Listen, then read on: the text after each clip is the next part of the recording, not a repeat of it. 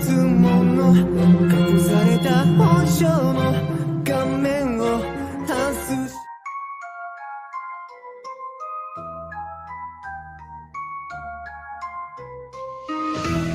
The shadowed lands where ravens fly, where secrets lurk and madmen cry.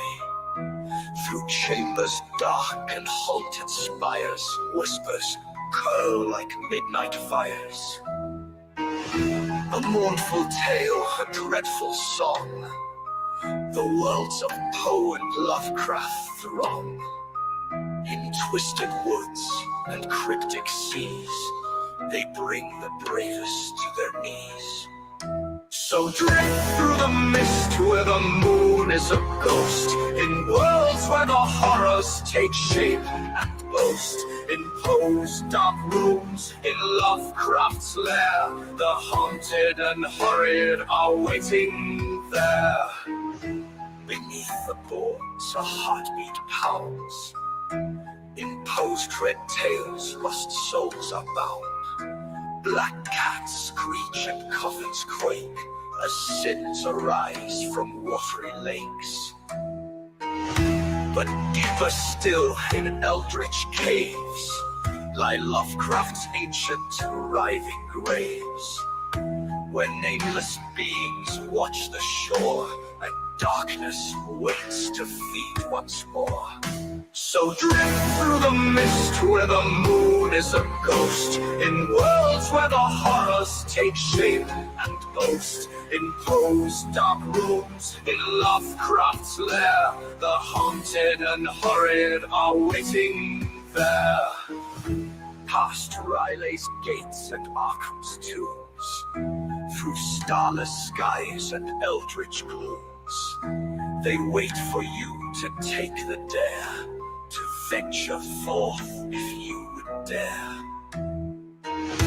In crimson dusk where shadows creep, the nightmares wake where dreamers sleep. A raven's call, a cultist's scream, they call you now to join the dream. The worlds of Poe and Lovecraft blend, where sanity comes to an end. One step beyond, beware the cost, for in these lands your soul is lost. So drift through the mist where the moon is a ghost, in worlds where the horrors take shape and boast. In Poe's dark rooms, in Lovecraft's lair, the haunted and horrid are waiting there. So drift through the mist where the moon is a ghost, in worlds where the horrors take shape and boast. In Poe's dark rooms, in Lovecraft's lair, the haunted and horrid are waiting there. Well, good morning, good afternoon, good evening, everybody, whoever you are, wherever you are, whatever you're doing, whoever you're doing it with, etc. I'm just glad you're doing it here with me, Legal Vices. It's Halloween. It is Halloween day today. Yesterday, we did part one of our reading with some short stories by H.P. Lovecraft and Edgar Allan Poe. And as I said, today we are going to be doing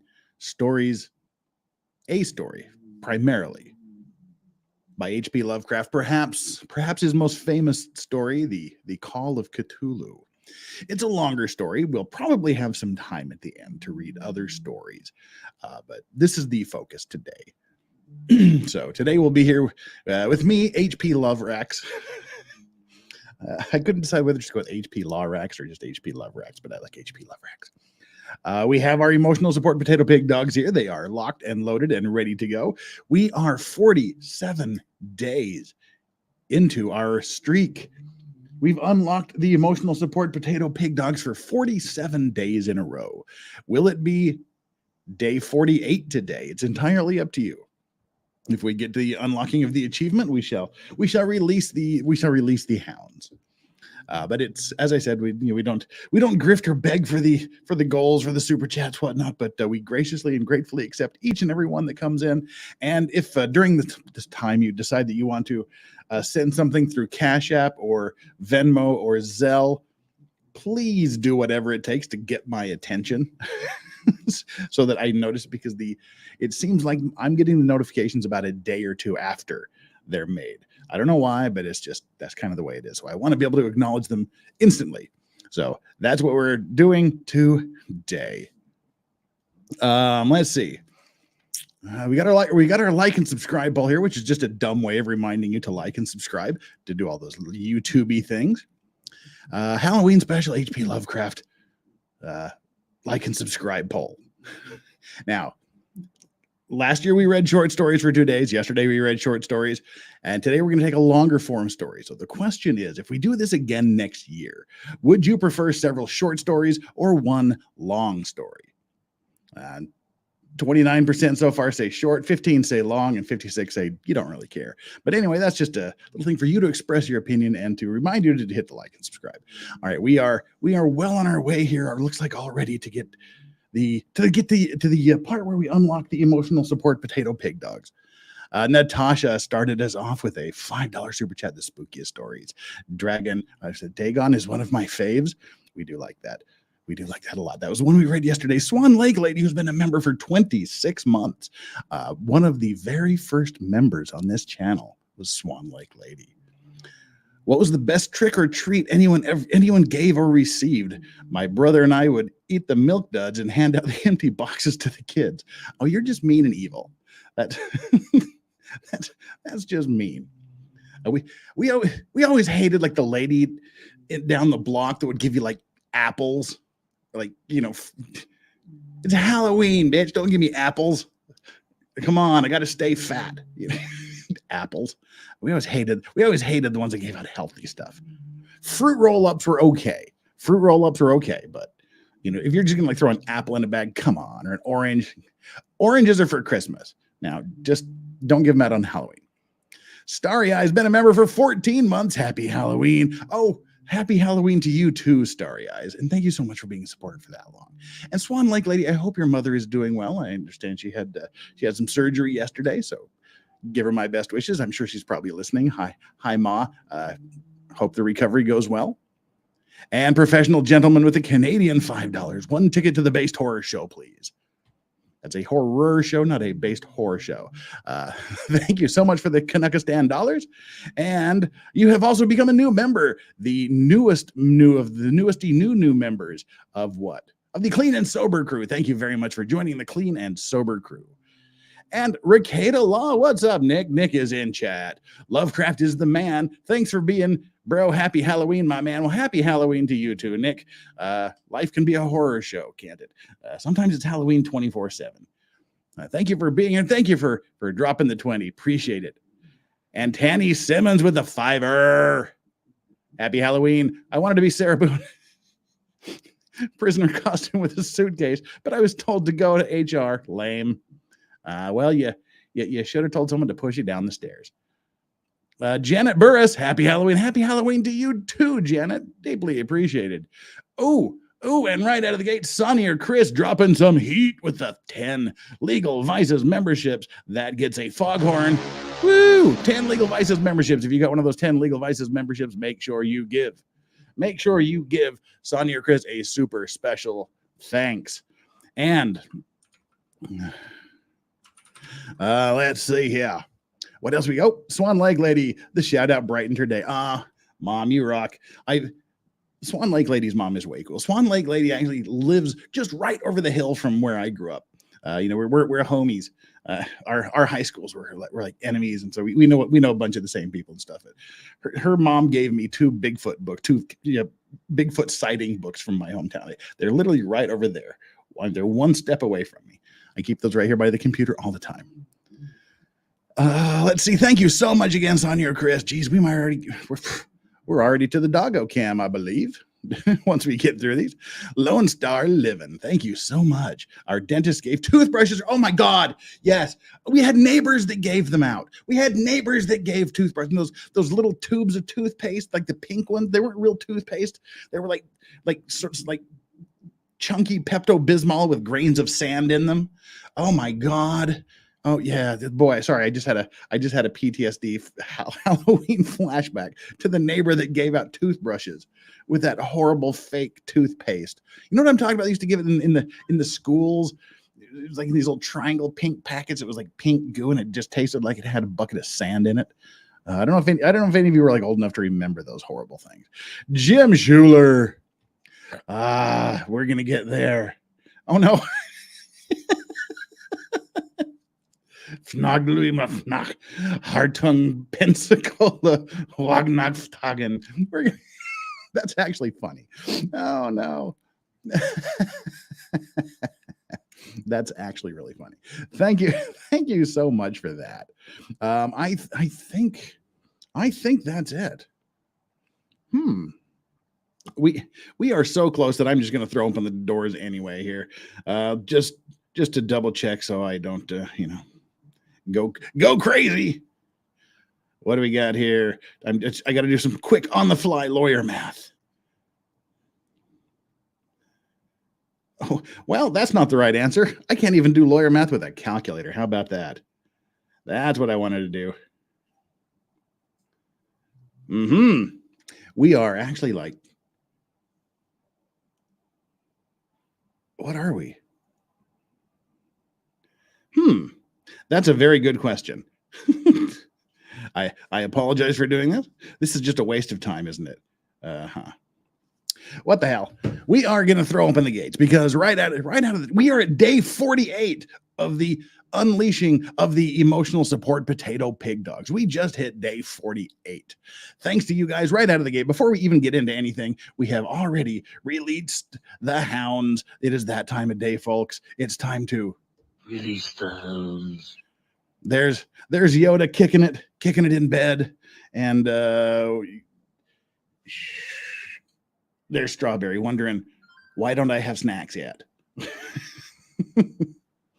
Okay, that's it, guys. Thank you so much again for the generosity straight out of the gate, and we'll read the super chats that come in from now on.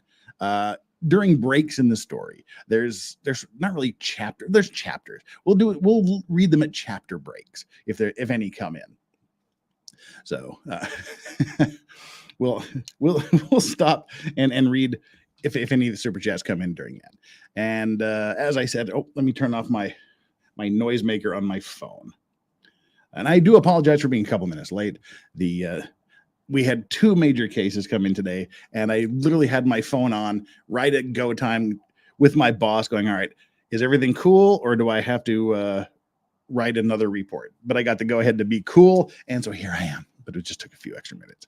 All right. As I said, we are going to read the H.P. Lovecraft story, The Call of Cthulhu. So to do that, as we did yesterday, the ambulance is coming. There's an ambulance coming down the road. I think we need some mood lighting. Yesterday we did red. Today I think we'll do green. We'll do the green lighting today. Spooky, isn't it? This is so lame. All right. Spooky dogs. We have to also put up the background with the dogs now, don't we? Where's our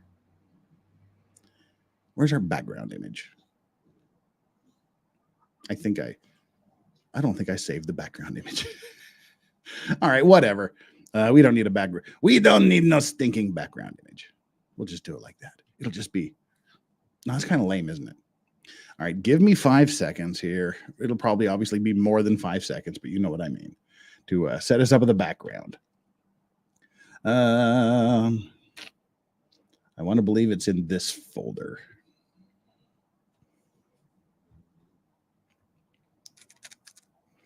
We'll just go with the thumbnail picture, the one we use for the thumbnail today, because that's kind of a cool picture.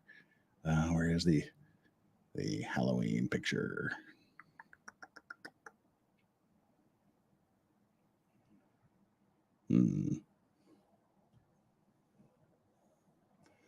that it? That's not it.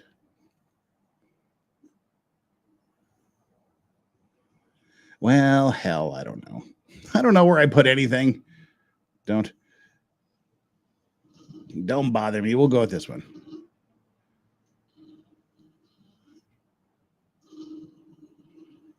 Oh, shut up, dogs. Strawberry's already started the whining, and we're not going to put up with that today. All right. So again, this is just the byproduct of me having to deal with real world stuff right out of the gate.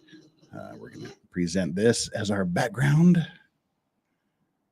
Lovecraft thumbnail. There we go. There's actually a Cthulhu behind this here, but we can't see it because my stupid dumb head's in the way. I had this really great picture that was a thumbnail. I just can't for the life of me remember A, what I called it, and B, what folder I put it in. I really wish I could because I like it. Let me just check one more time if I put it in random pictures. I doubt I did, but you never know with me. Because I just really like it. Halloween. Yeah, this is great. This is great broadcasting entertainment, isn't it? I'm done. Screw it. We're going to get on with the show. And Sonny or Chris has been a member for 24 months. And Ambulance, then it's singing the song of my people. Yes, your people are here. They're somewhere down the block. And I apologize for the wasted 18 minutes of your life here at the beginning of the show. It's time to get into what we're going to be getting into, which is Lovecraft. And let's see. Oh yeah, we'll make it a little bit shorter. Right.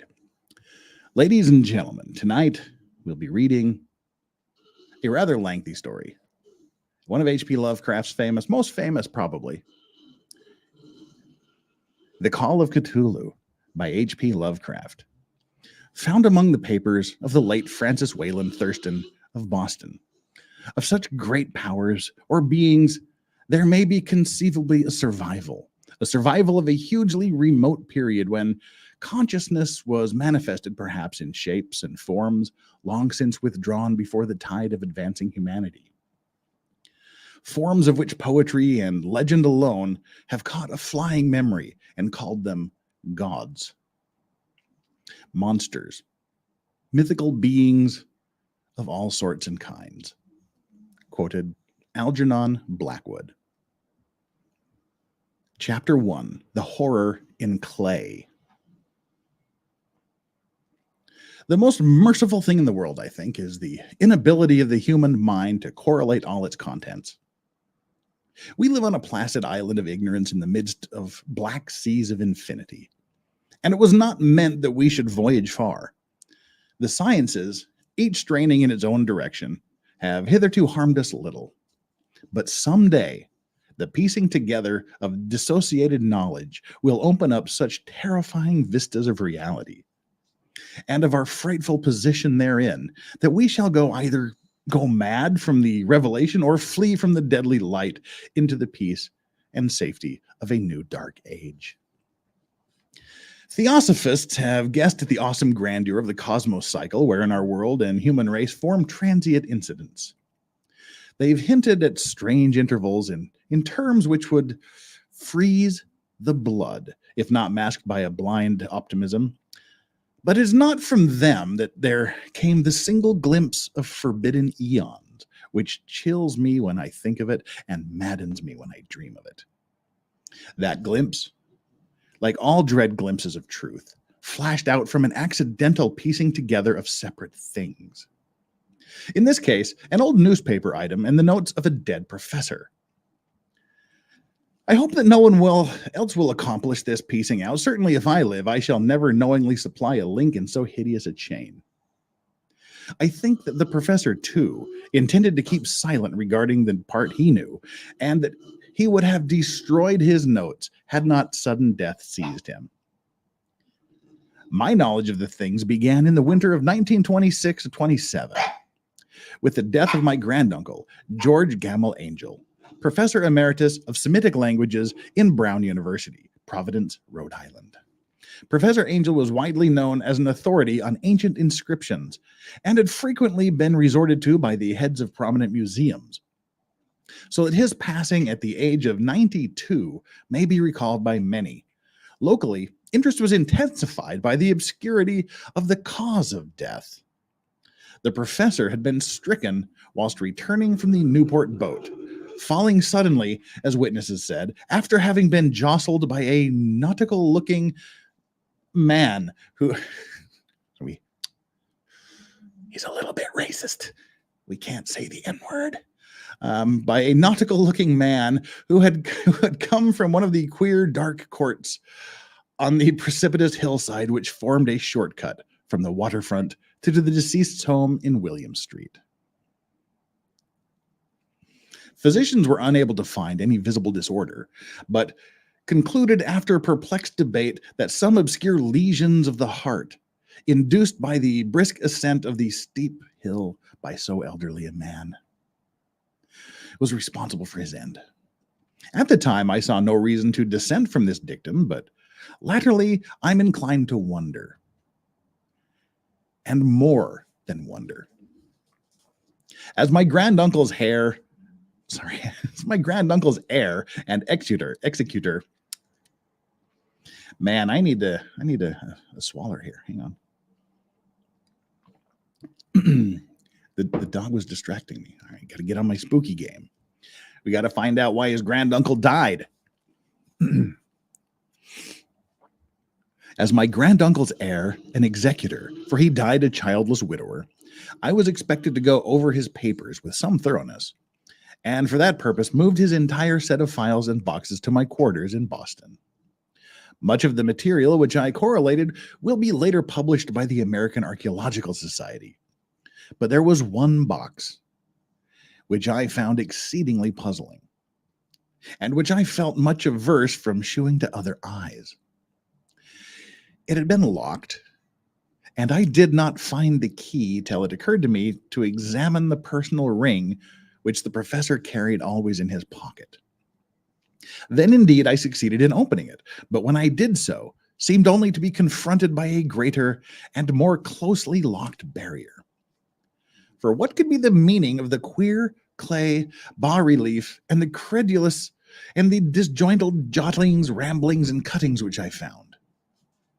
Had my uncle in his later years become credulous of the most superficial impostures?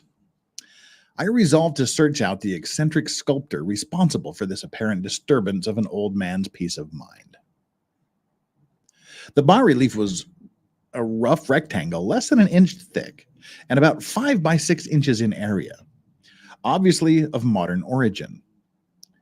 Its designs, however, were far from modern in atmosphere and suggestion, for although the vagaries of cubism and futurism are many and wild, they do not often reproduce that cryptic regularity which lurks in prehistoric writing.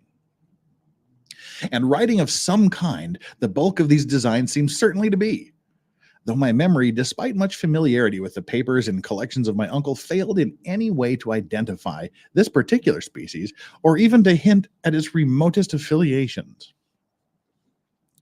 Above these apparent hieroglyphics was a figure of evidently pictorial intent, though its impressionistic execution forbade a very clear idea of its nature. It seemed to be a sort of monster or symbol representing a monster of a form which only a diseased fancy could conceive.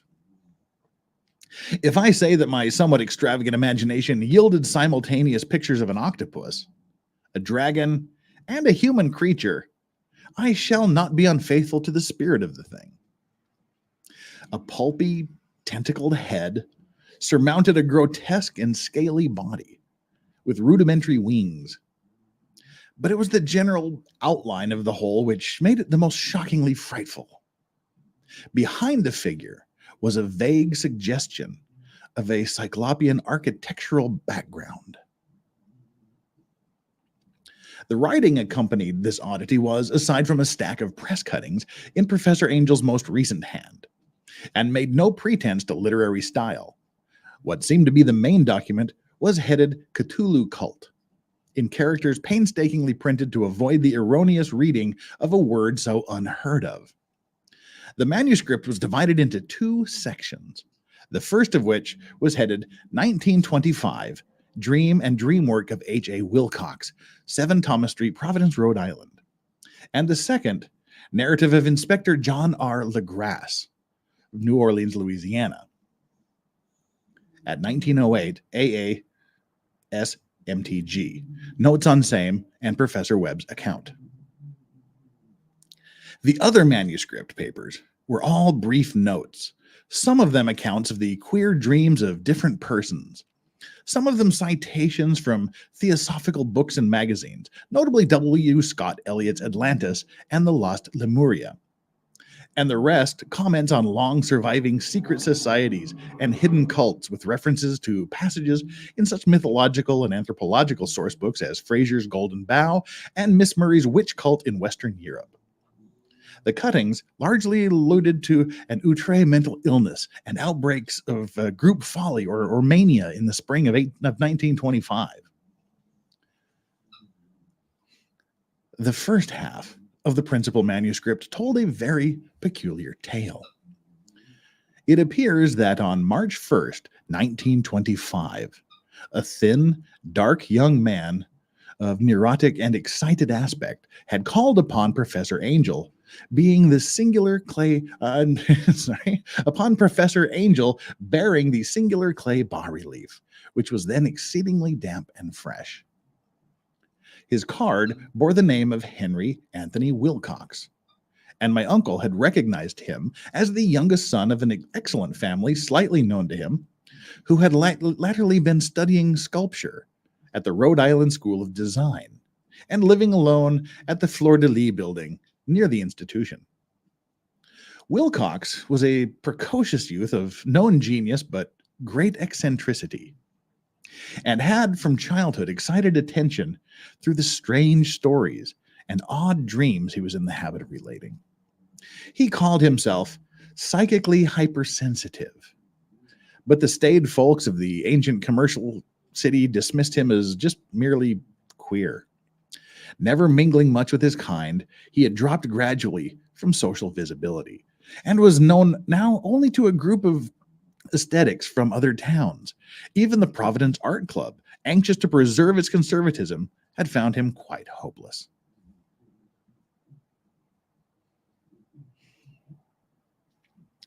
On the occasion of the visit, ran the professor's manuscript. The sculptor abruptly asked for the benefit of his host's archaeological knowledge in identifying the hieroglyphics on the bas-relief. He spoke in a dreamy, stilted manner which suggested pose and alienated sympathy, and my uncle shewed some sharpness in replying, for the conspicuous freshness of the tablet implied kinship with anything but archaeology. Young Wilcox's rejoinder, which impressed my uncle enough to make him recall and record it verbatim, was of a fantastically poetic cast, which must have typified his whole conversation, and which I have since found highly characteristic of him. He said, "It is new indeed, for I made it last night in a dream of strange cities, and dreams are older than brooding Tyre, or the contemplative Sphinx, or garden-girdled Babylon." It was then that he began the rambling tale, which suddenly played upon a sleeping memory, and won the fevered interest of my uncle. There'd been a slight earthquake tremor the night before, the most considerable felt in New England for some years, and Wilcox's imagination had been keenly affected. Upon retiring, he had had an unprecedented dream of great cyclopean cities, of Titan blocks and sky-flung monoliths, all dripping with green ooze and sinister with latent horror. Hieroglyphics had covered the walls and pillars, and from some undetermined point below had come a voice that was not a voice, a chaotic sensation which only fancy could transmute into sound, but which he attempted to render by the almost unpronounceable jumble of letters, Cthulhu Fatagan. This verbal jumble was the key to the recollection which excited and disturbed Professor Angel. He questioned the sculpture with scientific minuteness and studied with almost frantic intensity the bas-relief on which the youth had found himself working. Chilled and clad only in his night clothes, when walking had stolen bewilderingly over him, my uncle blamed his old age. Wilcox afterwards said, for his slowness in recognizing both hieroglyphics and pictorial design, many of his questions seemed highly out of place to his visitor, especially those which tried to connect the latter with strange cults or societies. And Wilcox could not understand the repeated promises of silence which he was offered in exchange for an admission of membership in some widespread mystical or paganly religious body. When Professor Angel became convinced that the sculptor was indeed ignorant of any cult or any system of cryptic lore, he besieged his visitor with demands for future reports of dreams. This bore regular fruit, for, after the first interview, the manuscript records daily calls of the young man, during which he related startling fragments of nocturnal imagery, whose burden was always some terrible cyclopean vista of dark and dripping stone with a subterranean voice or intelligence shouting monotonously in enigmatical sense impacts, uninscribable save as gibberish. The two sounds most frequently repeated are those rendered by the letters Cthulhu and Ryle. On March 23rd, the manuscript continued, Wilcox failed to appear, and inquiries at his quarters revealed he had been stricken with an obscure sort of fever and taken to the home of his family in Waterman Street. He had cried out in the night, arousing several other artists in the building, and had manifested since then only alternations of unconsciousness and delirium.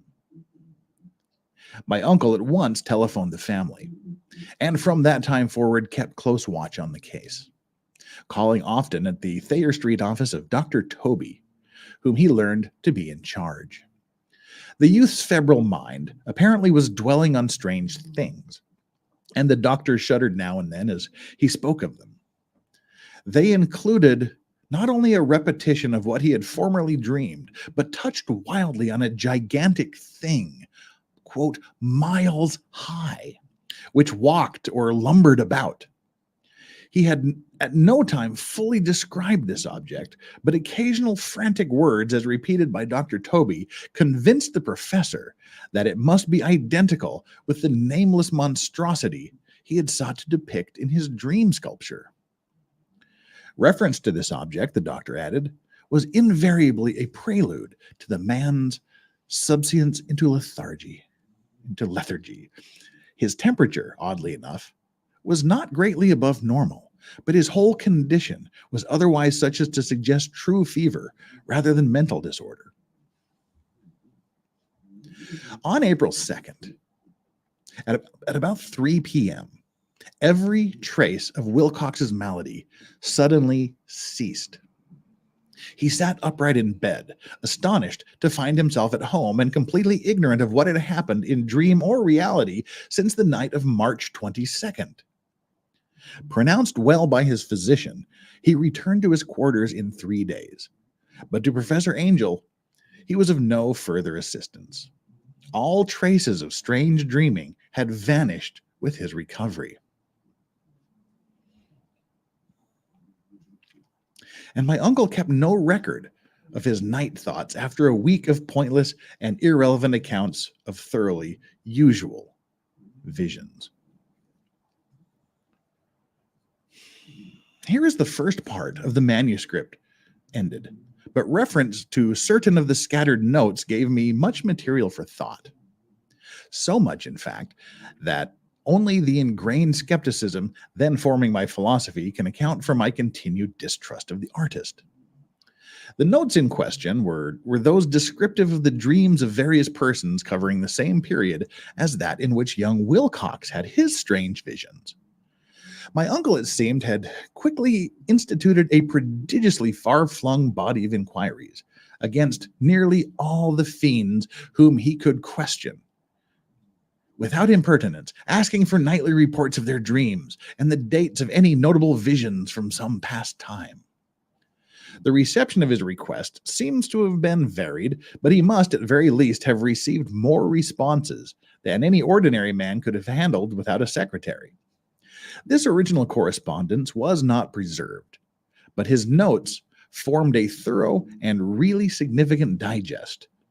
Average people in society and business, New England's traditional salt of the earth, gave an almost completely negative result. Though scattered cases of uneasiness, but formless nocturnal impressions appear here and there, always between March 23rd and April 2nd, the period of young Wilcox's delirium, scientific men were a little more affected, though 4 cases of vague descriptions suggest fugitive glimpses of strange landscapes. And in one case, there is mentioned a dread of something, quote, abnormal. It was from the artists and poets that the pertinent answers came. And I know that panic would have broken loose had they been able to compare notes. As it was, lacking their original letters, I half suspected the compiler of having asked leading questions, or of having edited the correspondence in corroboration of what he had latently resolved to see. That is why I continue to feel that Wilcox, somehow cognizant of the old data which my uncle had possessed, had been imposing on the veteran scientist. These responses from aesthetics told a disturbing tale. From February 28th to April 2nd, a large portion of them had dreamed very bizarre things. The intensity of the dreams being immeasurably the stronger during the period of the sculptor's delirium. Over a fourth of those who reported anything reported scenes and half sounds not unlike those which Wilcox had described. And some of the dreamers confessed acute fear of the gigantic nameless thing visible towards the last. One case, which the note describes with emphasis, was very sad. The subject, a widely known architect with leanings towards theosophy and occultism, went violently insane on the date of the young Wilcox's seizure, and expired several months later after incessant screamings to be saved from some escaped denizens of hell. Had my uncle referred to these cases by name instead of merely by number, I should have attempted some corroboration and personal investigation. But as it was, I succeeded in tracing down only a few. All of these, however, bore out the notes in full. I have often wondered if all the objects of the professor's questioning felt as puzzled as did this fraction. It is well that no explanation shall ever reach them. The press cuttings, as I have intimated, touched on cases of panic, mania, and eccentricity during the given period. Professor Angel must have employed a cutting bureau, for the number of extracts was tremendous and the sources scattered throughout the globe. Here was a nocturnal suicide in London, where a lone sleeper had leapt from a window after a shocking cry. Here, likewise, a rambling letter to the editor of a paper in South America, where a fanatic deduces a dire future from visions he had seen.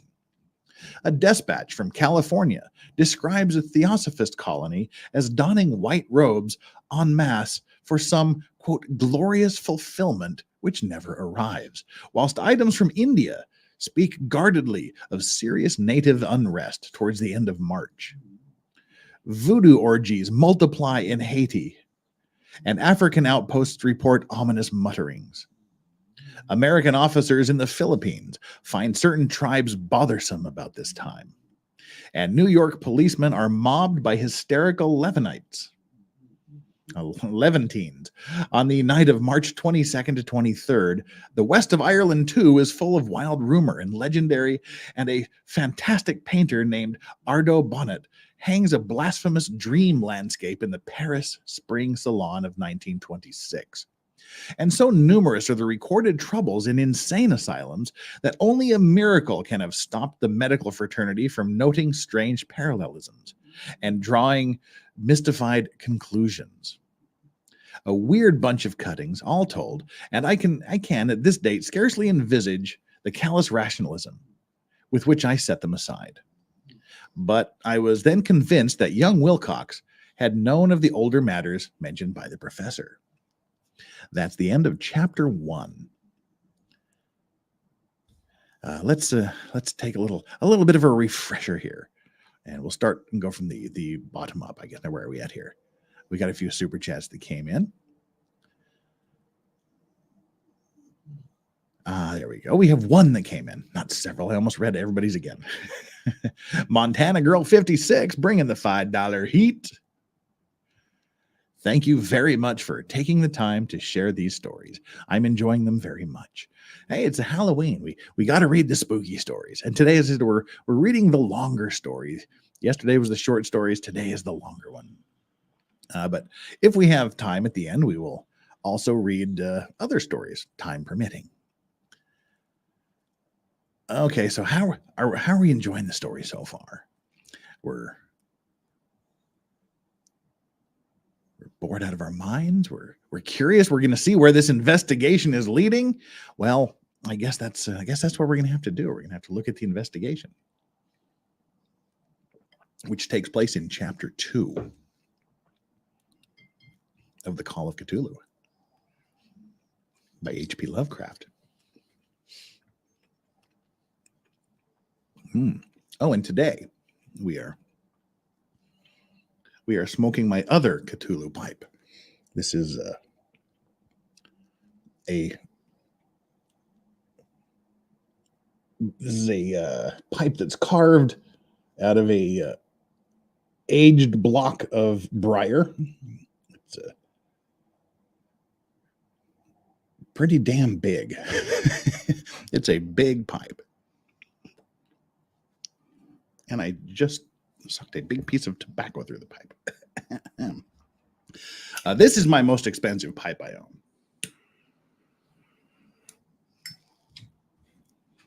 And oddly, the other Cthulhu pipe is the second most expensive pipe I own.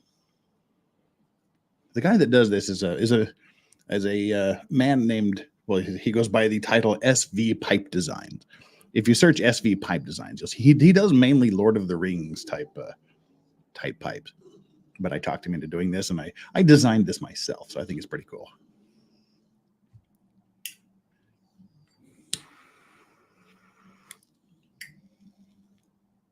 All right, we have to get the smoky atmosphere ready for chapter 2.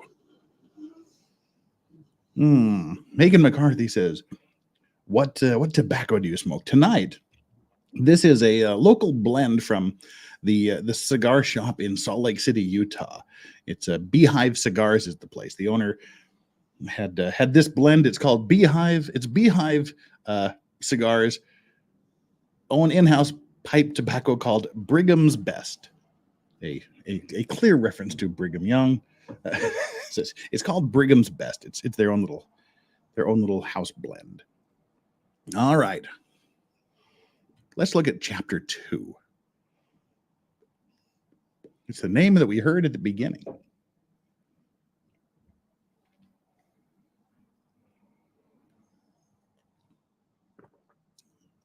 Jedi Jin says, my maternal grandfather used to enjoy smoking pipe. Oh, it was Chris Mullen that said that. And Jedi Jen said, my dad smoked a pipe growing up. Borkum Riff whiskey flavor. Sounds delish. Okay. Chapter 2. The Tale of Inspector Legrasse. The older matters which had made the sculptor's dream and bas-relief so significant to my uncle formed the subject of the second half of his long manuscript. Once, before it appears, Professor Angel had seen the hellish outlines of the nameless monstrosity, puzzled over the unknown hieroglyphics, and heard the ominous syllables which can be rendered only as Cthulhu. And all this so stirring and horrible, a connection that it's small wonder he pursued young Wilcox with queries and demands for data. The earlier experience had come in 1908, 17 years before, when the American Archaeological Society held its annual meeting in St. Louis. Professor Angel, as befitted one of his authority and attainments, had a prominent part in all the deliberations, and was one of the first to be approached by the several outsiders who took advantage of the convention to offer questions for correct answering and problems for expert solution. The chief of these outsiders, and in a short time the focus of interest for the entire meeting, was a commonplace-looking, middle-aged man who had traveled all the way from New Orleans for certain special information unobtainable from any local source. His name was John Raymond Legrasse, and he was by profession an inspector of police. With him, he bore the subject of his visit, a grotesque, repulsive, and apparently very ancient stone statuette, whose origins he was at a loss to determine. It must not be fancied that Inspector Legrasse had the least interest in archaeology. On the contrary, he wished for enlightenment. And his wish for enlightenment was prompted by purely professional considerations. The statuette, idol, fetish, or whatever it was, had been captured some months before in the wooded swamps south of New Orleans during a raid on a supposed voodoo meeting. And so singular and hideous were the rites connected with it that the police could not but realize that they had stumbled on a dark cult totally unknown to them, and infinitely more diabolic than even the blackest of the African voodoo circles. Of its origins, apart from the erratic and unbelievable tales extorted from the captured members, absolutely nothing was to be discovered. Hence, the anxiety of the police for any antiquarian lore which might help them to place the frightful symbol, and through it track down the cult to its fountainhead. Inspector Legrasse was scarcely prepared for the sensation which his offering created. One sight of the thing had been enough to throw the assembled men of science into a state of tense excitement, and they lost no time in crowding around him to gaze at the diminutive figure whose utter strangeness and air of genuinely abysmal antiquity hinted so potently at unopened and archaic vistas. No recognized school of sculpture had animated this terrible object, yet centuries and even thousands of years seemed recorded in its dim and greenish surface of unplaceable stone. The figure, which was finally passed slowly from man to man for close and careful study, was between 7 and 8 inches in height and of exquisitely artistic workmanship. It may have looked something like this. This is part here of my Cthulhu shrine right behind me. Right, come on, focus. There we go. That may be what it looked like. Get closer. Ooh, spooky, isn't it?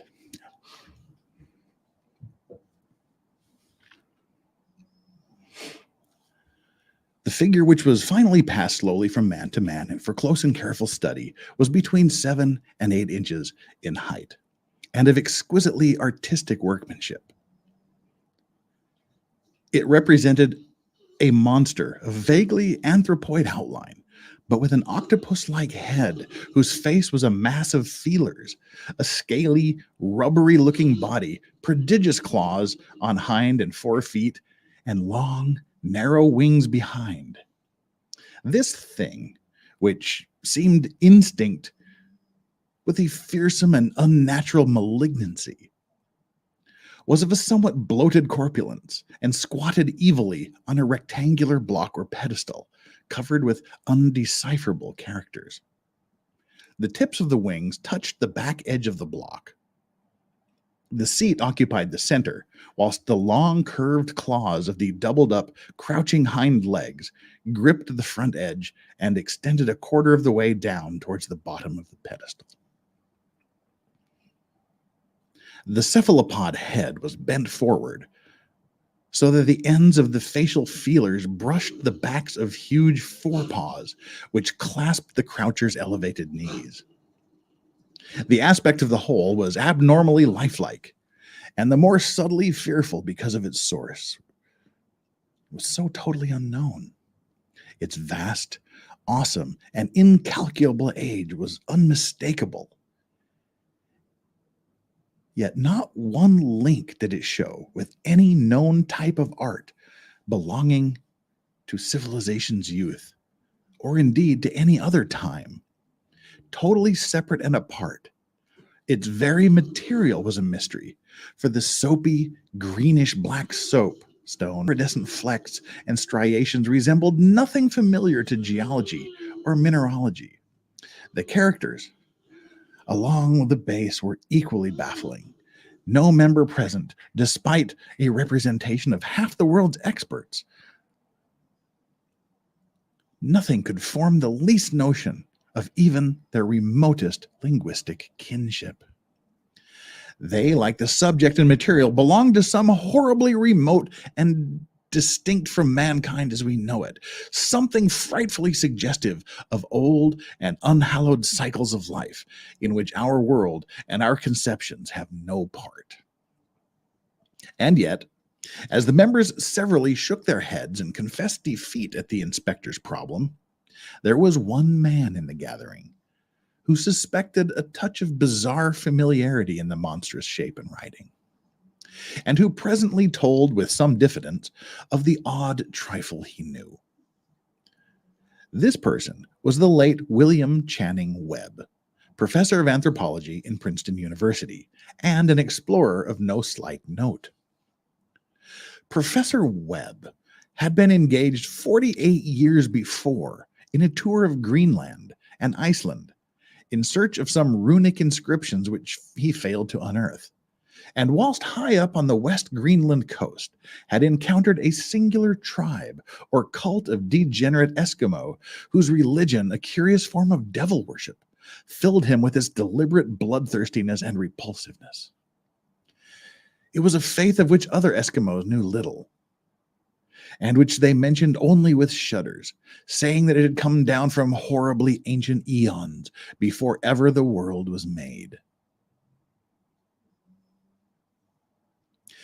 Besides nameless rites and human sacrifices, there were certain queer hereditary rituals addressed to a supreme elder devil, or Tornasuk. And this Professor Webb had taken a careful phonetic copy from an aged Angakok or wizard priest, expressing the sounds in Roman letters, as best he knew how. But just now of prime significance was the fetish which this cult had cherished, and around they danced when the aurora leaped high over the ice cliffs. It was, the professor stated, a very crude bas-relief of stone, comprising a hideous picture and some cryptic writing. And so far as he could tell, it was a rough parallel in all essential features to the bestial thing now lying before the meeting. This data, received with suspense and astonishment by the assembled members, proved doubly exciting for Inspector Legrasse, and he began at once to ply his informant with questions, having noted and copied a ritual among the swamp cult worshippers his men had arrested. He besought the professor to remember as best he might the syllables taken down amongst the Diabolist Eskimo. There then followed an exhaustive comparison of details and a moment of really odd silence when both detective and scientist agreed on the virtual identity of the phrase common to two hellish rituals so many worlds of distance apart. What in substance both the Eskimo wizards and the Louisiana swamp priests had chanted to their kindred idols was something very like this. The word divisions being guessed at from the traditional breaks in the phrase as chanted aloud. Funglui Mugwamf Cthulhu Ryla Wagnagel Ftagan. Legrasse had one point in advance of Professor Webb, for several among his mongrel prisoners had repeated this to him, and what older celebrants had told him the words meant. The text as given ran something like this. In his house at Riley, dead Cthulhu waits, dreaming. And now, in response to a general and urgent demand, Inspector Legrasse related as fully as possible his experience with the swamp worshippers, telling a story to which I could see my uncle attached profound significance. It savored of the wildest dreams of mythmaker and theosophist, and disclosed an astonishing degree of cosmic imagination among such half-castes and pariahs as might be least expected to possess it. On November 1st, 1907, there had come to the New Orleans police a frantic summons from the swamp and lagoon country to the south. The squatters there, mostly primitive but good-natured descendants of Lafitte's men, were in the grip of stark terror from an unknown thing which had stolen upon them in the night. It was voodoo, apparently, but voodoo of a more terrible sort than they had ever known. And some of their women and children had disappeared since the malevolent tom-tom had begun its incessant beating far within the black haunted woods, where no dweller ventured. There were insane shouts and harrowing screams, soul-chilling chants, and dancing devil flames. And, the frightened messenger added, the people could stand it no more. So, a body of 20 police, filling 2 carriages and an automobile, had set out in the late afternoon, with the shivering squatter as a guide. At the end of the passable road, they alighted and for miles splashed on in silence through the terrible cypress woods where the day never came.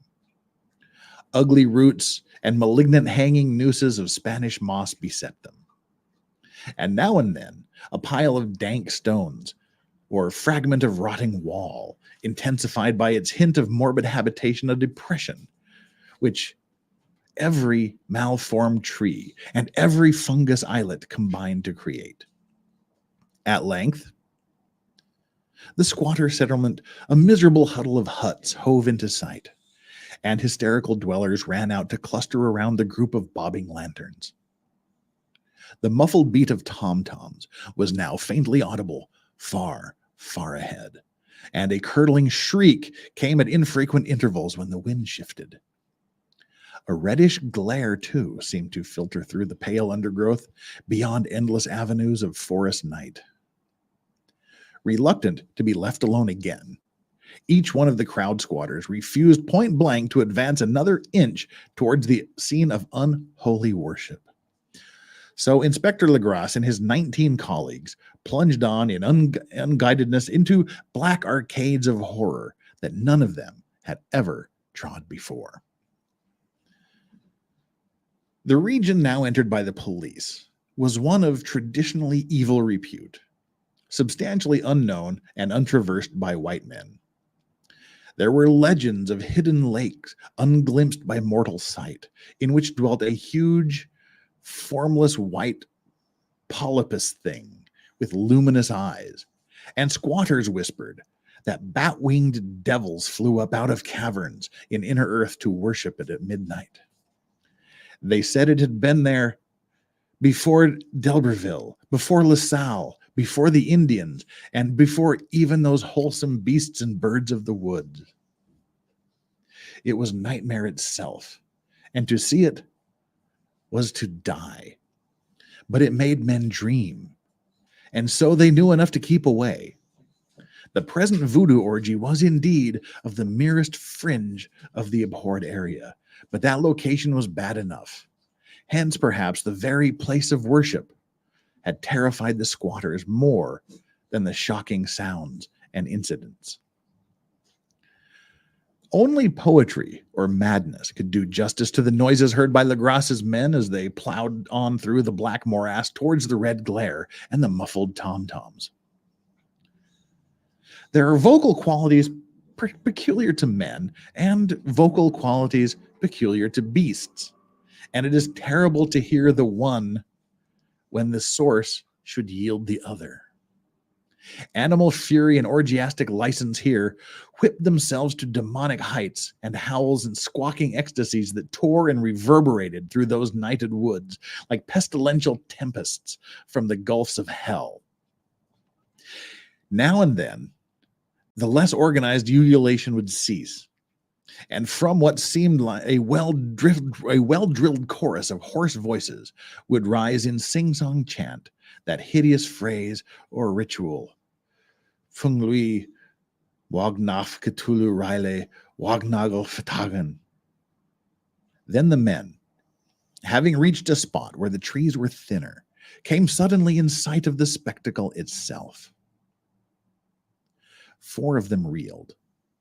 1 fainted, and 2 were shaken into a frantic cry, which the mad cacophony of the orgy fortunately deadened. Legrasse dashed swamp water on the face of the fainting man, and all stood trembling and nearly hypnotized with horror. In a natural glade of the swamp stood a grassy island of perhaps an acre's extent, clear of trees and tolerably dry.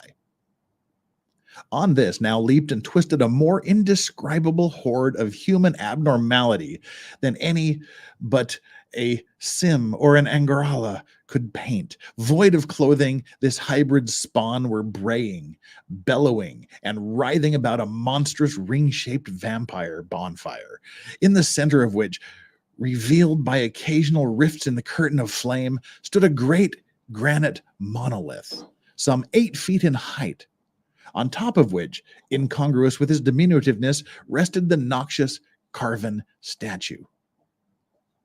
From a wide circle of 10 scaffolds set up at regular intervals, with the flame-girt monolith as a center hung, head downward, the oddly marred bodies of the helpless squatters who had disappeared. It was inside this circle that the ring of worshippers jumped and roared, the general direction of the mass motion being from left to right in endless bacchanal between the ring of bodies and the ring of fire. It may have been only imagination, and it may have been only echoes, which induced one of the men, an excitable Spaniard, to fancy he heard antiphonal responses to the ritual from some far and unillumined spot deeper in the woods. This man, Joseph D. Galvez, I later met and questioned, and he proved distractingly imaginative. He indeed went so far as to hint of the faint beating of great wings, and of a glimpse of shining eyes and a mountainous white bulk beyond the remotest trees. But I suppose he had been hearing too much native superstition. Actually, the horrified pause of the men was of comparatively brief duration. Duty came first, and although there must have been nearly 100 mongrel celebrants in the throng, the police relied on their firearms and plunged determinedly into the nauseous rout. For 5 minutes, the resultant din and chaos were beyond description. Wild blows were struck, shots were fired, the escapes were made, but in the end, Legrasse was able to count some 47 sullen prisoners, whom he forced to dress in haste and fall into line between 2 rows of policemen. 5 of the worshippers lay dead, and 2 severely wounded ones were carried away on improvised stretchers by their fellow prisoners. The image on the monolith, of course, was carefully removed and carried back by Legrasse.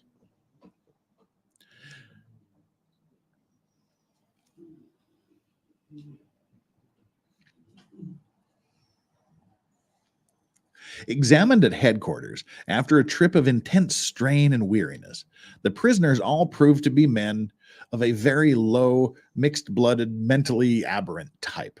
Most were seamen, and a sprinkling of Darker people and mulattoes, largely West Indian or Brava Portuguese from the Cape Verde Islands, gave a coloring of voodooism to the heterogeneous cult. But before many questions were asked, it became manifest that something far deeper than fetishism was involved. Degraded and ignorant as they were, the creatures held with surprising consistency to the central idea of their loathsome faith. They worshipped, so they said, the great old ones who lived ages before there were any men and who came to the young world out of the sky. Those old ones were gone now, inside the earth and under the sea, but their dead bodies had told their secrets in dreams to the first men, who formed a cult which had never died.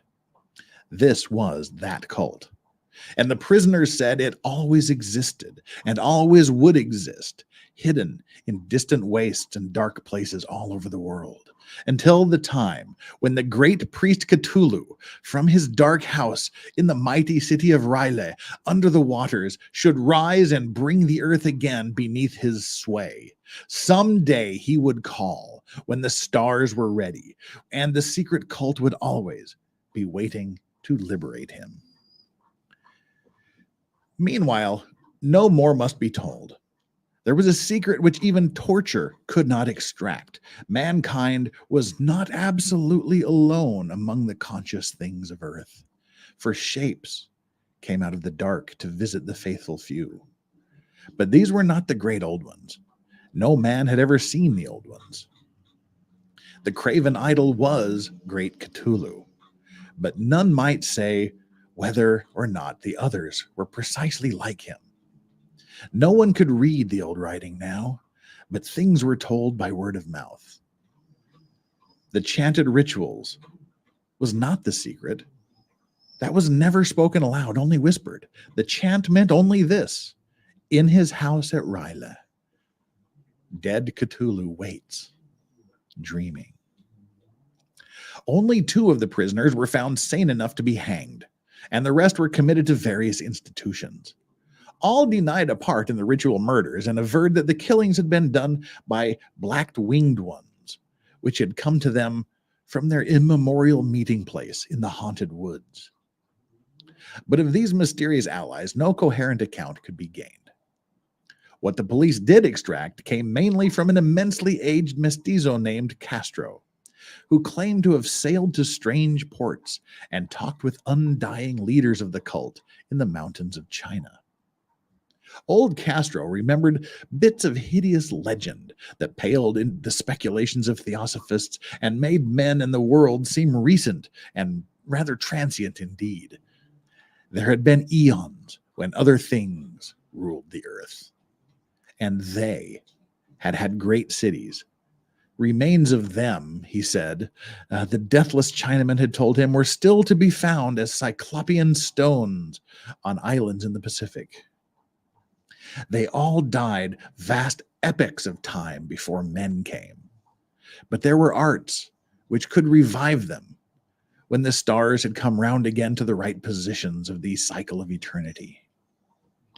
They had indeed come themselves from the stars and brought with them their images.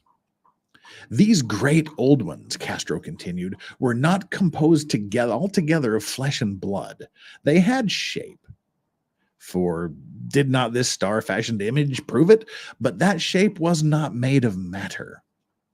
When the stars were right, they could plunge from world to world through the sky. But when the stars were wrong, they could not live. But although they no longer lived, they would never really die.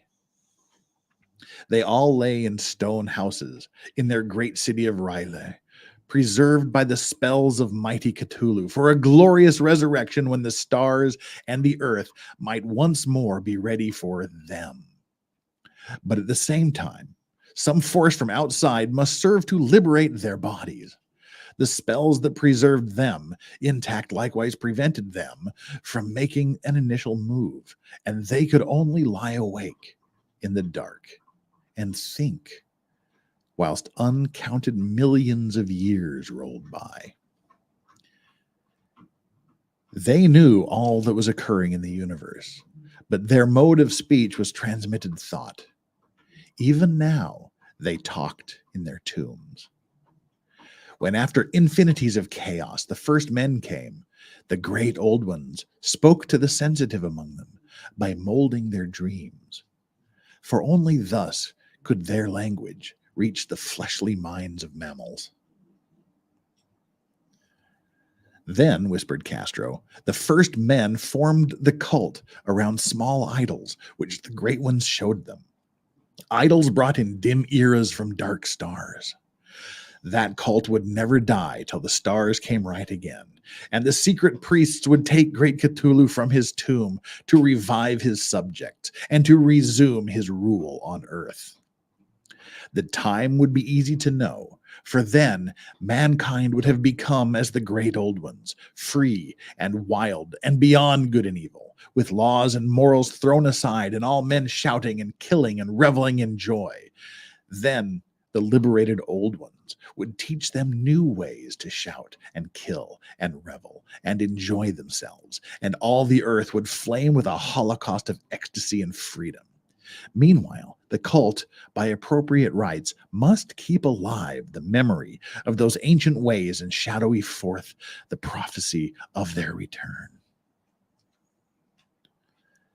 In the elder time, chosen men had talked with the entombed old ones in dreams, but then something had happened. The great stone city of Ryla, with its monoliths and sepulchres, had sunk beneath the waves, and the deep waters, full of the one primal mystery through which not even thought can pass, had cut off the spectral intercourse. But memory never died, and high priests said that the city would rise again when the stars were right. Then came out of the earth the black spirits of earth, moldy and shadowy and full of dim rumors, picked up in caverns beneath forgotten sea bottoms. But of them old Castro dared not speak much. He cut himself off hurriedly, and no amount of persuasion or subtlety could elicit more in this direction. The size of the old ones, too, he curiously declined to mention. Of the cult, he said that he thought the center lay amidst the pathless deserts of Arabia, where Iram, the city of pillars, dreams hidden and untouched. It was not allied to the European witch cult, and was virtually unknown beyond its members. No book had ever really hinted of it, though the deathless Chinaman said there were double meanings in the Necronomicon of the mad Arab Abdul al-Hazred, which the initiated might read as they chose, especially the much-discussed couplet, "That is not dead, which cannot eternal lie, and within strange eons even death may die." Legrasse, deeply impressed and not a little bewildered, had inquired in vain concerning the historic affiliations of the cult. Castro apparently had told the truth when he said it was wholly secret. The authorities at Tulane University could shed no light upon either cult or image, and now the detective had come to the highest authorities in the country and met with no more than the Greenland tale of Professor Webb. The feverish interest aroused at the meeting by Legrasse's tale, corroborated as it was by the statuette, is echoed in the subsequent correspondence of those who attended. Although scant mention occurs in the formal publication of the society, caution is the first care of those accustomed to face occasional charlatanry and imposture. Legrasse for some time lent the image to Professor Webb, but at the latter's death it was returned to him and remains in his possession, where I viewed it not long ago. It is truly a terrible thing, and unmistakably akin to the dream sculpture of young Wilcox. That my uncle excited by the tale of the sculptor, I did not wonder. For what thoughts arise upon hearing, after a knowledge of what Legrasse had learned of the cult, of a sensitive young man who had dreamed not only the figure and exact hieroglyphics of the swamp found image and the Greenland devil tablet, but had come in his dreams upon at least 3 of the precise words of the formula uttered alike by Eskimo Diabolists and mongrel Louisianans. Apologies to all you Louisianans here in chat. Professor Angel's instant start on an investigation of the utmost thoroughness was eminently natural. Though privately I suspected young Wilcox of having heard of the cult in some indirect way, and of having invented a series of dreams to heighten and continue the mystery at my uncle's expense. The dream narratives and cuttings collected by the professor were, of course, strong corroboration, but the rationalism of my mind and the extravagance of the whole subject led me to adopt what I thought the most sensible conclusions. So, after thoroughly studying the manuscript again, and correlating the theosophical and anthropological notes with the cult narrative of Legrasse, I made a trip to Providence to see the sculptor and to give him the rebuke I thought proper for so boldly imposing upon a learned and aged man.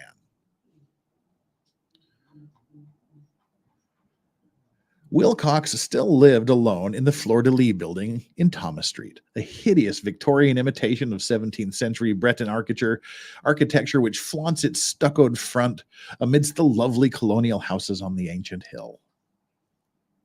And under the very shadow of the finest Gregorian steeple in America. I found him at work in his rooms, and at once concealed from the specimens scattered about his genius is indeed profound and authentic. He will, I believe, sometime be heard from as one of the great decadents, for he has crystallized in clay and will one day mirror in marble those nightmares and fantasies which Arthur Machen evokes in prose and Clark Ashton Smith makes visible in verse and in painting. Dark, frail, and somewhat unkempt in aspect, he turned languidly at my knock and asked me my business without rising. When I told him who I was, he displayed some interest, for my uncle had excited his curiosity in probing his strange dreams, yet had never explained the reason for the study. I did not enlarge his knowledge in this regard, but sought with some subtlety to draw him out. In a short time, I became convinced of his absolute sincerity, for he spoke of the dreams in a manner none could mistake. They and their subconscious residuum had influenced his art profoundly, and he showed me a morbid statue whose contours almost made me shake with the potency of its black suggestion. He could not recall having seen the original of this thing except in his own dream bas-relief, but the outlines had formed themselves insensibly under his hands. It was no doubt the giant shape he had raved of in delirium. That he really knew nothing of the hidden cult, save from what my uncle's relentless catechism had let fall, he soon made clear. And again, I strove to think of some way in which he could possibly have received the weird impressions. He talked of his dreams in a strangely poetic fashion, making me see with terrible vividness the damp cyclopean city of slimy green stone, whose geometry, he oddly said, was all wrong. And hear with frightened expectancy the ceaseless, half-mental calling from underground, Cthulhu, Fatagan, Cthulhu, Fatagan. These words had formed part of that dread ritual which told of dead Cthulhu's dream vigil in his stone vault at R'lyeh. And I felt deeply moved, despite my rational beliefs. Wilcox, I was sure, had heard of the cult in some casual way, and had soon forgotten it amidst the mass of his equally weird reading and imagination. Later, by virtue of his sheer impressiveness, it had found subconscious expression in his dreams, in the bas-relief, and in the terrible statue I now beheld, so that his imposture upon my uncle had been a very innocent one. The youth was of a type at once slightly affected and slightly ill-mannered, which I could never like, but I was willing enough now to admit both his genius and his honesty. I took leave of him amicably and wished him all the success in his talent that his talent promises. The matter of the cult still remained to fascinate me, And at times I had visions of personal fame from research into its origins and connections. I visited New Orleans, talked with Legrasse and others of that old-time raiding party, saw the frightful image, and even questioned such of the mongrel prisoners as still survived. Old Castro, unfortunately, had been dead for some years. What I now heard so graphically at first hand, though it was really no more than a detailed confirmation of what my uncle had written, excited me afresh. For I felt sure that I was on a track of a very real, very secret, and very ancient religion, whose discovery would make me an anthropologist of note. My attitude was still one of absolute materialism, as I wish it still were, and I discounted with almost inexplicable perversity the coincidence of the dream notes and odd cuttings collected by Professor Angel. One thing I began to suspect, and which I now fear I know, is that my uncle's death was far from natural.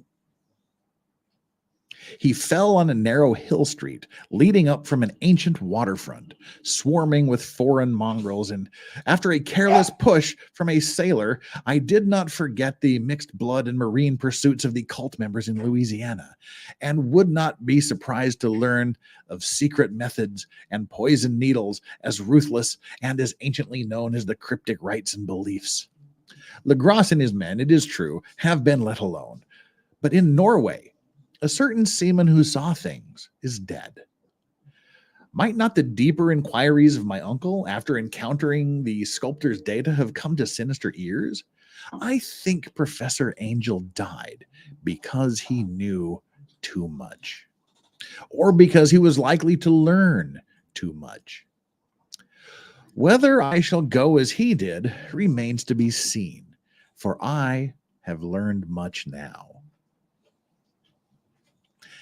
That's the end of chapter 2 of the Call of Cthulhu. Chapter 3 is our final chapter.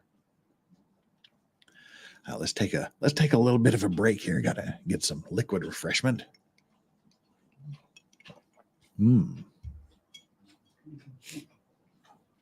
What are you all talking about? You're certainly not talking about this. Oh, you're talking about the 3-body problem.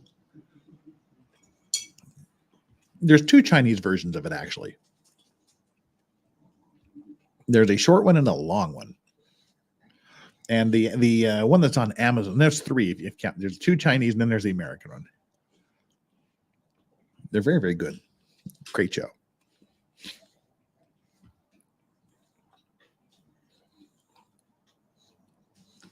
Does Cthulhu call collect? There's only 1 chapter left, which, if we play it right, should take us right about to the end. Until next Halloween. Island with the $5. Sir, I'd listen to you read me the phone book. Your good taste in literature is a bonus. Well, thank you very much. Next year, we'll do other horror stories. The problem is, like, I was thinking more about this, like people were asking about Stephen King short stories and things. That's still copyrighted. Poe and Lovecraft are not copyrighted anymore. They've been dead too long, and they're old publications. So it need to be old, like, old, like over 100 years old, or 70 years old. But I've got a year to worry about that. Alex Kane, member for 7 months, says, "Happy Halloween. Appreciate y'all celebrating my birthday. Woohoo! Yes, today is also the 98th anniversary of Harry Houdini passing. Back to waiting until 2033 for Halloween to coincide with Maritime Monday." We did ghost ships a couple of years ago. We just got too tied up with Sarah Boone for me to really plan anything out. But thank you so much, Island, for the super chat, and thank you, Alex Kane, for the 7-month membership. It's always great to have you for just 7 months. Hopefully it'll be 8, 9, and 10 months, and hopefully until Halloween 2033, you'll be a member. I hope. All right, that catches us up on things. And again, super happy birthday. Cheers to you. Cheers to you, Alex Kane, for your Halloween birthday.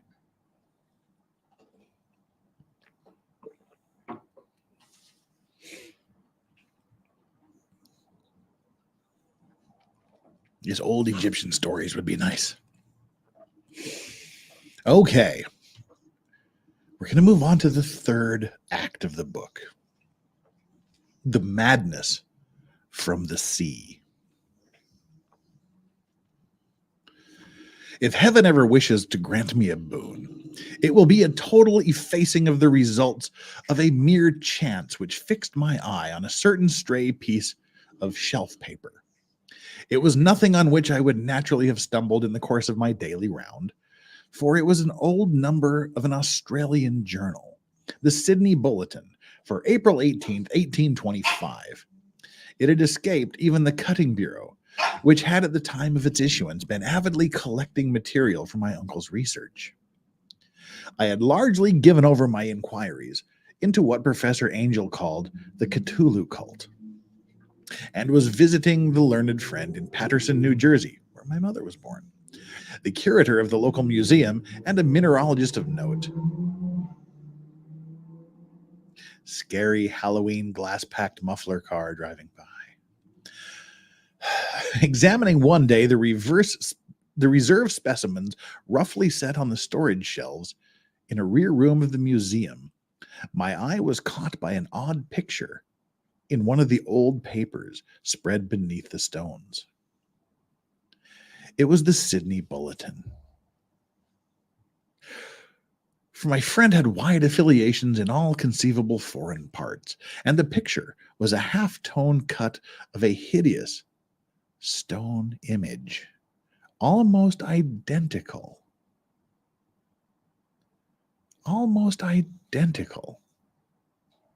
with that which Legrasse had found in the swamp.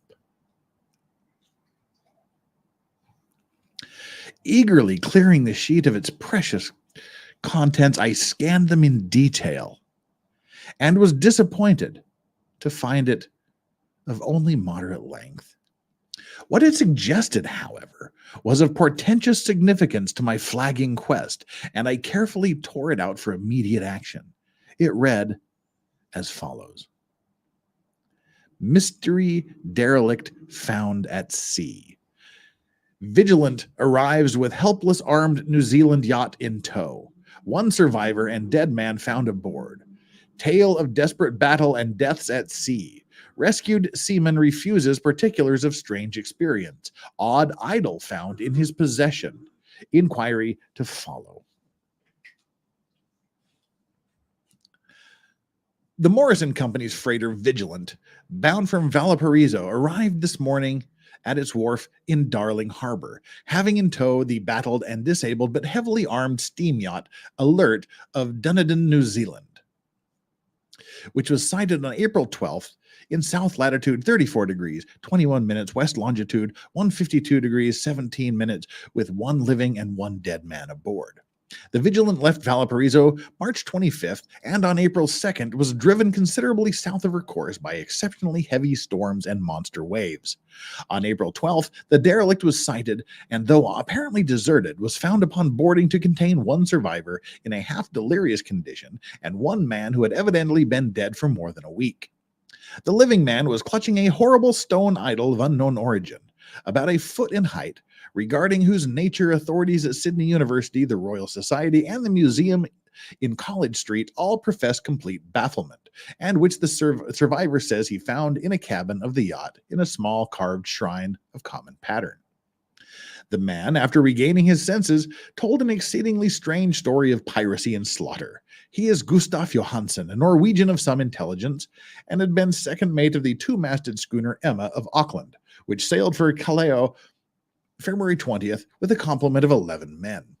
The Emma, he says, was delayed and thrown widely south of her course by the great storm of March 1st, and on March 22nd, in south latitude 49 degrees 51 minutes, west longitude 128 degrees 34 minutes, encountered the Alert, manned by a queer and evil-looking crew of Kanakas and half-castes being ordered peremptorily to turn back. Captain Collins refused, whereupon the strange crew began to fire savagely and without warning upon the schooner, with a peculiarly heavy battery of brass cannon forming part of the yacht's equipment.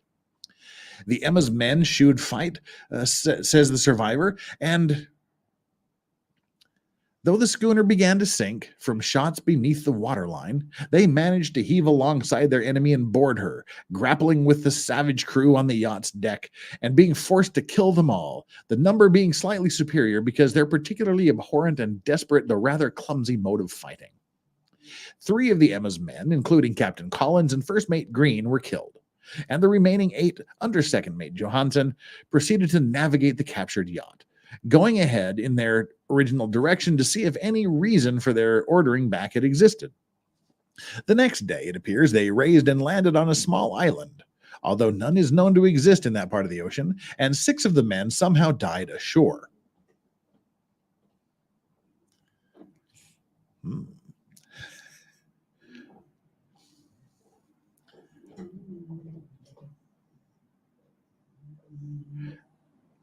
Later, I'd lost my place. I was so engrossed in my own story. All right, 6 of the men somehow died ashore, though Johansson is queerly reticent about this part of his story and speaks only of their falling into a rock chasm. Later, it seems, he and one companion boarded the yacht and tried to manage her, but were beaten about by the storm of April 2nd. From that time till his rescue on the 12th, the man remembers little, and he does not even recall when William Bryden, his companion, died. Bryden's death reveals no apparent cause and was probably due to excitement or exposure. Cable advices from Dunedin report that the Alert was well known there as an island trader and bore an evil reputation along the waterfront. It was owned by a curious group of half-castes who frequent meetings and night trips into the woods attracted no little curiosity. And it had set sail in great haste just after the storm of earth tremors of March 1st. Our Auckland correspondent gives the Emma and her crew an excellent reputation, and Johansson is described as a sober and worthy man. The Admiralty will institute an inquiry on the whole matter beginning tomorrow, at which every effort will be made to induce Johansson to speak more freely than he has done hitherto.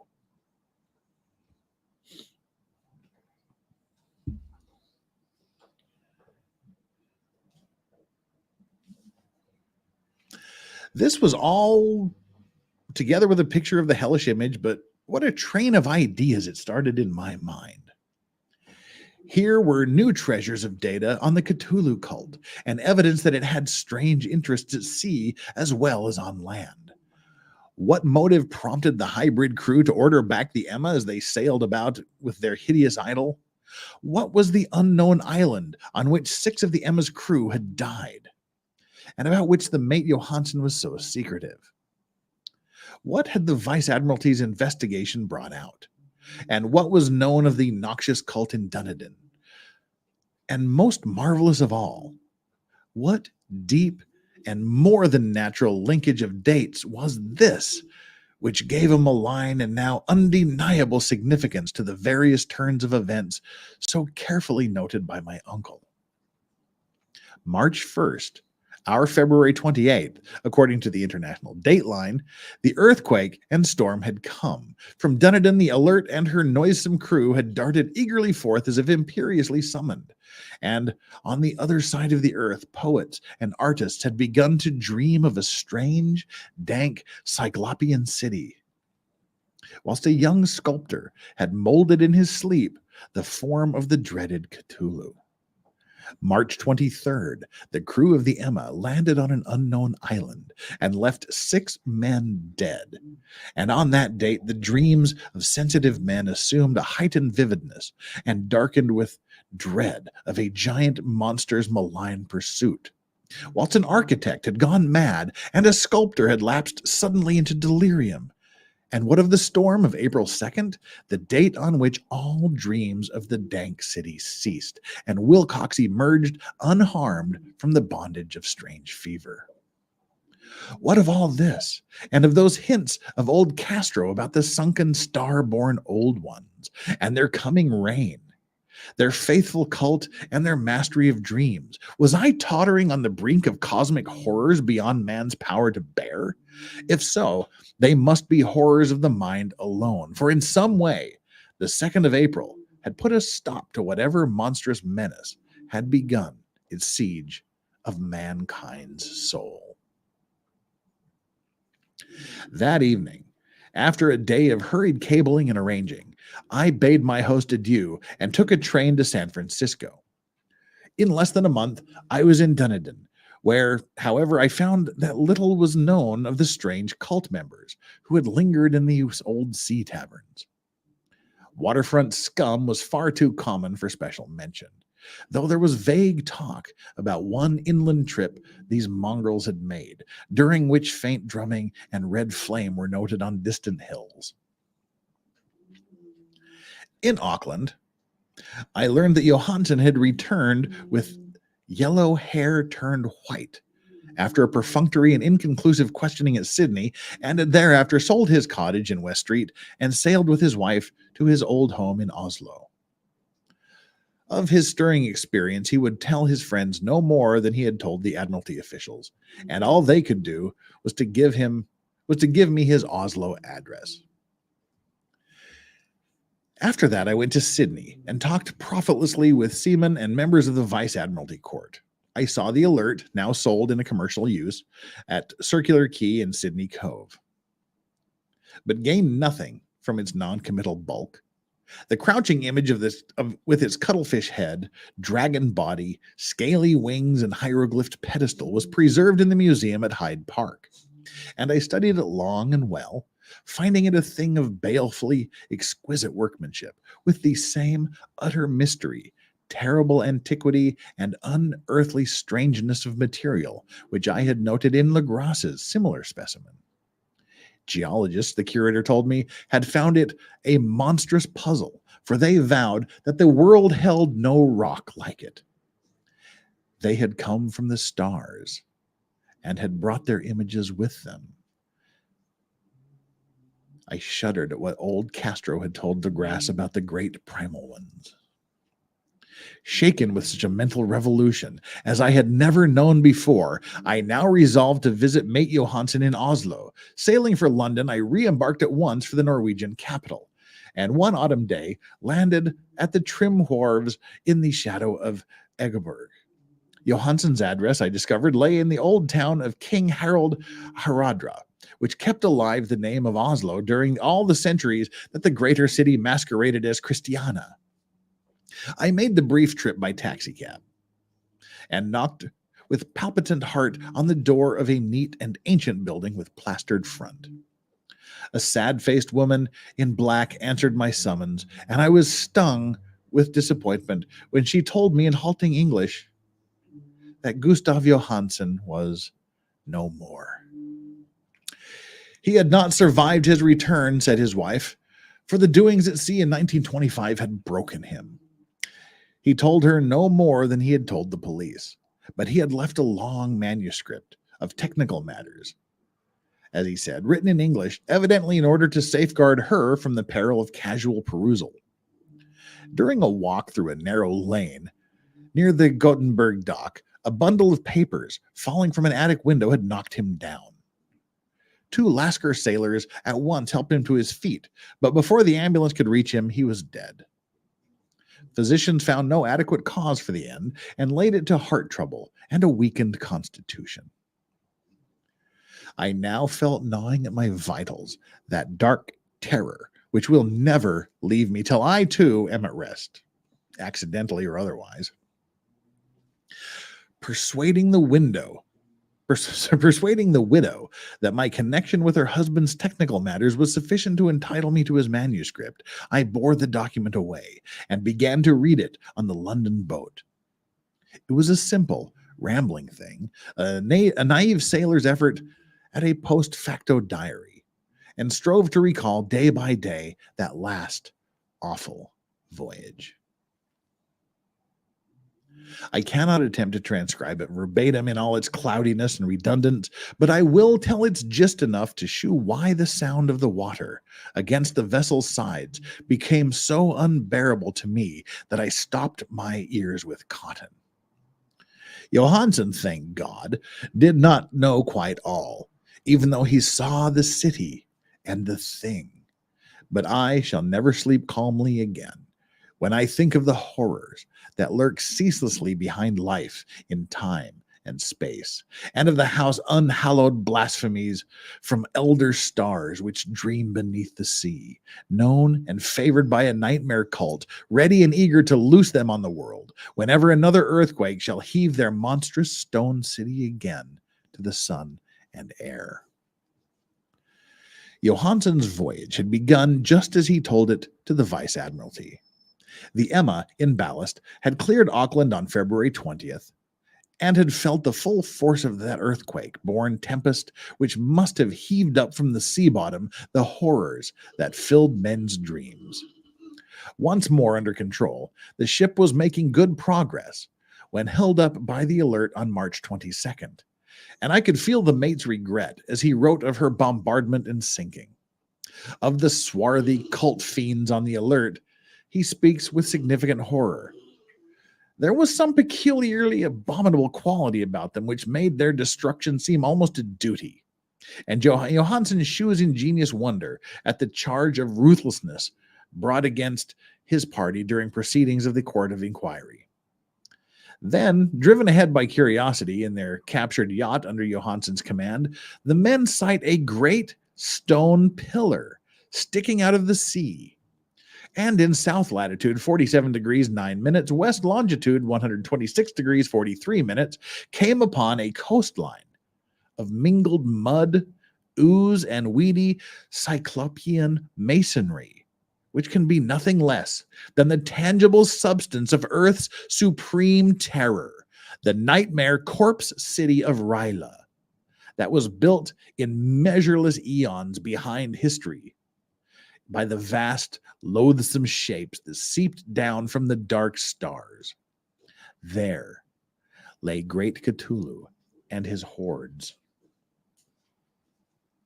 hidden in green, slimy vaults, and sending out at last, after cycles incalculable, the thoughts that speared fear to the dreams of the sensitive, and called imperiously to the faithful to come on a pilgrimage of liberation and restoration. All this Johansen did not suspect, but God knows he soon saw enough. I suppose that only a single mountaintop, the hideous monolith-crowned citadel whereupon great Cthulhu was buried, actually emerged from the waters. When I think of the extent of all that may be brooding down there, I almost wish to kill myself forthwith. Johansen and his men were awed by the cosmic majesty of this dripping Babylon of elder demons, and I must have guessed without guidance that it was nothing of this or any sane planet. Awe at the unbelievable size of the greenish stone blocks, at the dizzying height of the great carven monolith, and at the stupefying identity of the colossal statues and bas-reliefs with the queer image found in the shrine of the Alert, is poignantly visible in every line of the mate's frightened description. Without knowing what futurism is like, Johansen achieved something very close to it when he spoke of the city. For instead of describing any definite structure or building, he dwells only in broad impressions of vast angles and stone surfaces, surfaces too great to belong to anything right or proper for this earth, and impious with horrible images and hieroglyphs. I mention his talk about angles because it suggests something Wilcox had told me of his awful dreams.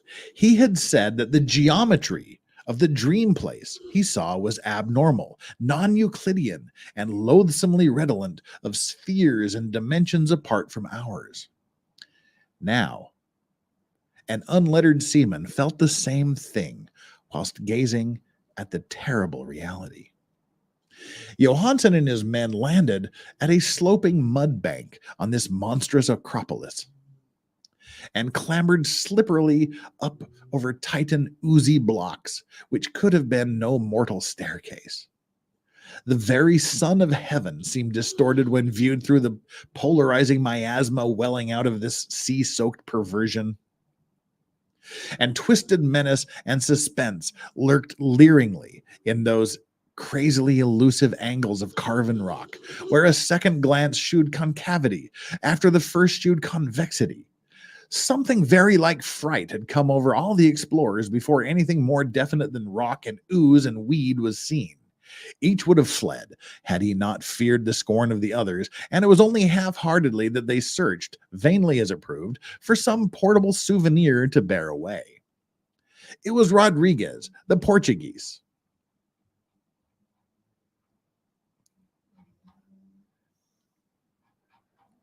I have now lost my place again. Damn it. It was Rodriguez, the Portuguese, who climbed up the foot of the monolith and shouted of what he had found.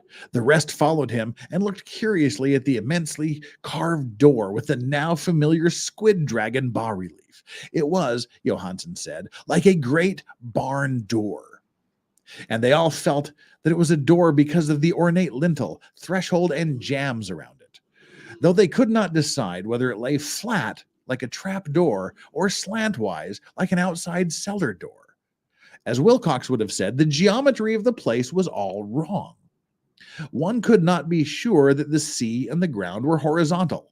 Hence, the relative positions of everything else seemed phantasmally variable.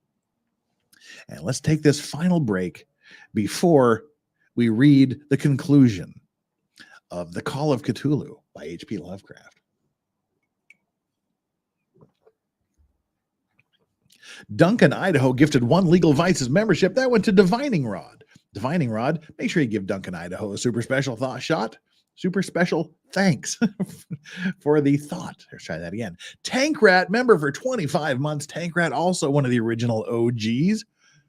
Hi, Vices, long time since I have watched you live. It has been a minute. How you doing, brother? Holy S. Holy crap. Damn. Tank Rat, OG man, it has been a while. We'll get to you in just a second. Oh my God. Yeah. Okay, stunned. The Picture of Dorian Gray by Oscar Wilde. That's a great story. We should read that. I'll keep that in mind for next year. That is a good story. And happy Halloween, says Chris Mullen. Thank you so very much, Chris, for being a member for 20 months. That's damn near 2 years. Oh my gosh, how time flies. Thank you. Professional gentleman. So you're saying you got locked up in the Boone case? I did. I was locked up in the suitcase of love. Thank you so much. And before we get into this, a super special thanks, not to you, Strawberry, because you're barking like an idiot, aren't you? You're barking like an idiot. You're just a dumb little doggy who's just barking because you want attention. You just want attention, don't you? I'll give you attention. I'll give you attention. There, sorry. I know that just broke the mood of the story, but whatever. Tank Rat has gifted 50 Legal Vices memberships.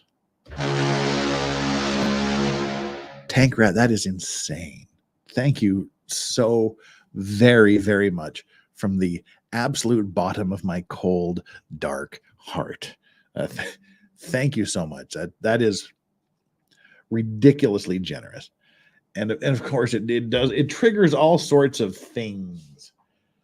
The first thing it triggers is a shot of bad whiskey.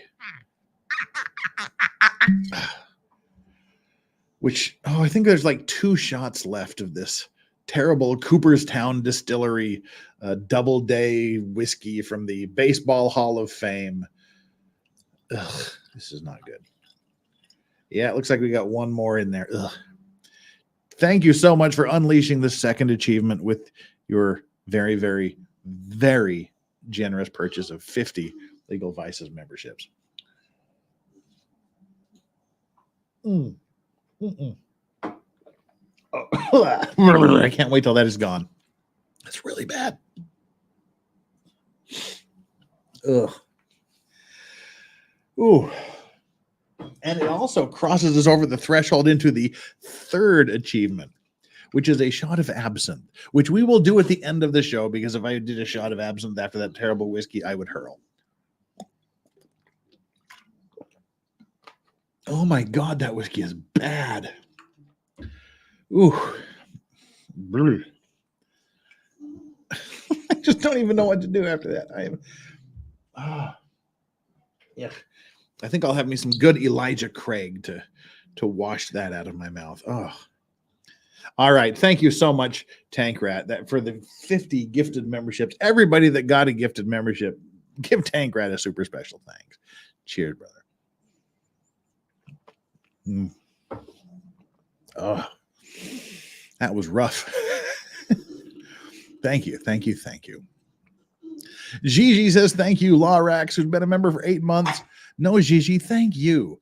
And Strawberry, you got to shut up just for a few more minutes, okay? Then I'll play with you for an hour.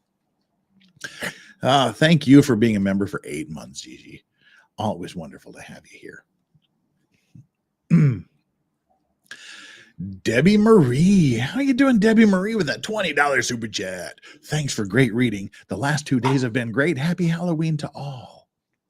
And the final super chat, before we get to the startling conclusion of the Call of Cthulhu, is Duncan, Idaho, with the $10. This is a really awesome and cozy little respite from the murder and courtroom maneuvering. Thanks, Jeff. Motion for a regularly scheduled day for you to read your choice of literature. That's going to be a no-go. The reason that's going to be a no-go is it seems that a lot of people don't particularly like it or care for it. Since we started doing this, we've lost about 20 subscribers in the last 24 hours. We're like, what is this? This is not us. But you never know. There might be some special things that happen. But we will definitely do this again next Halloween. All right, let us. Whoa, Daggy. Shh.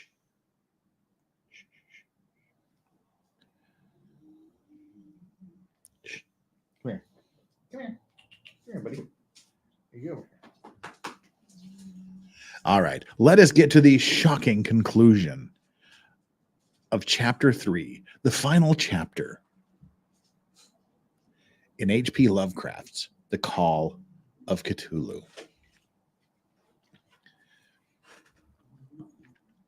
We'll go back here one paragraph. It was Rodriguez, the Portuguese, who climbed up the foot of the monolith and shouted of what he had found. The rest followed him and looked curiously at the immense carved door with the now familiar squid dragon bas-relief. It was, Johansson said, like a great barn door. And they all felt that it was a door because of the ornate lintel, threshold, and jambs around it, though they could not decide whether it lay flat like a trap door or slantwise like an outside cellar door. As Wilcox would have said, the geometry of the place was all wrong. One could not be sure that the sea and the ground were horizontal. Hence, the relative positions of everything else seemed phantasmally variable.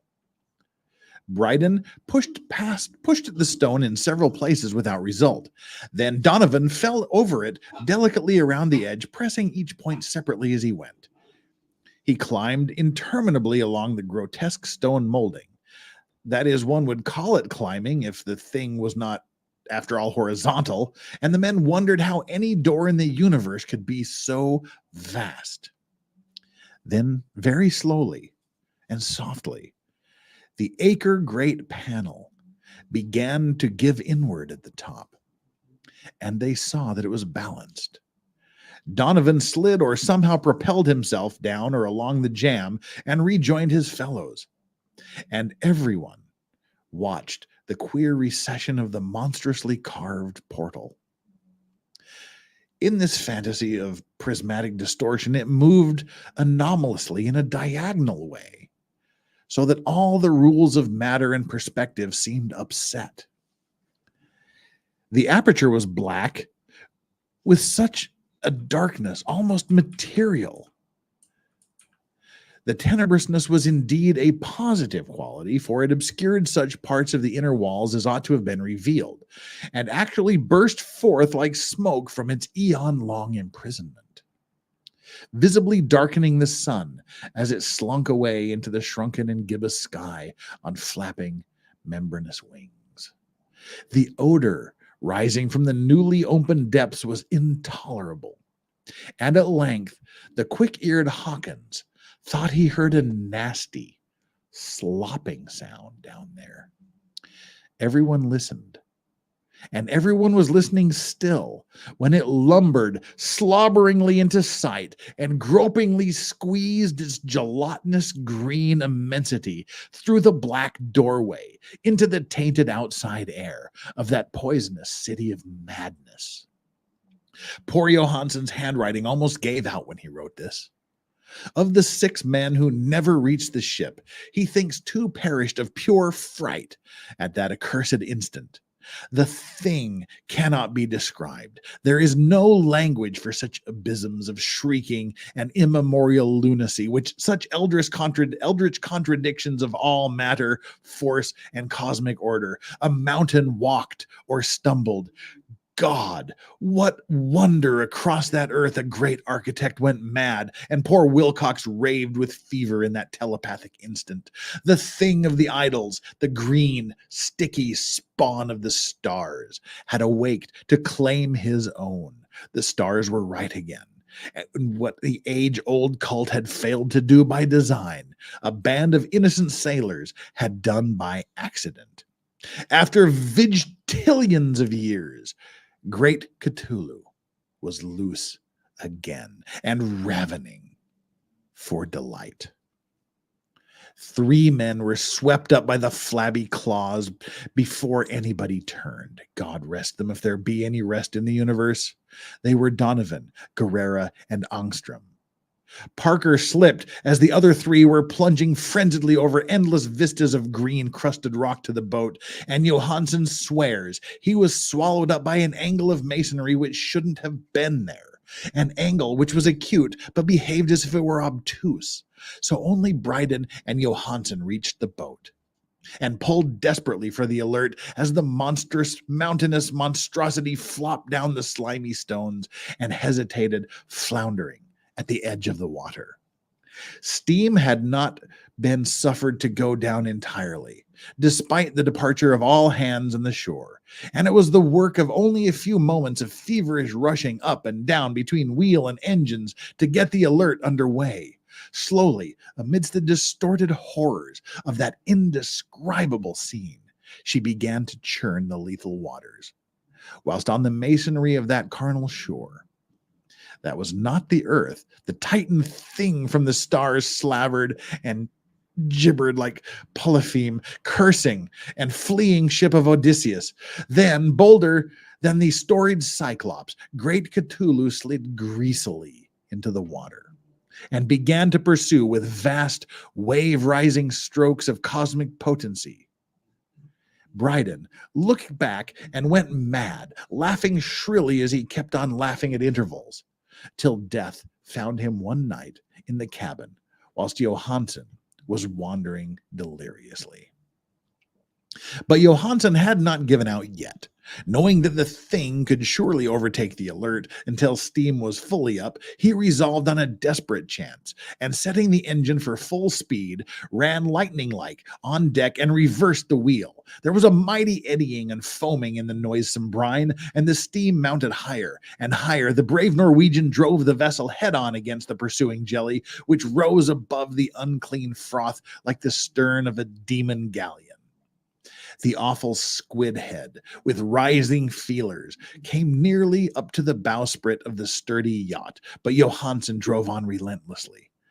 There was a bursting as of an exploding bladder, a slushy nastiness as of a cloven sunfish, a stench as of 1,000 opened graves, and a sound that the chronicler would not put on paper.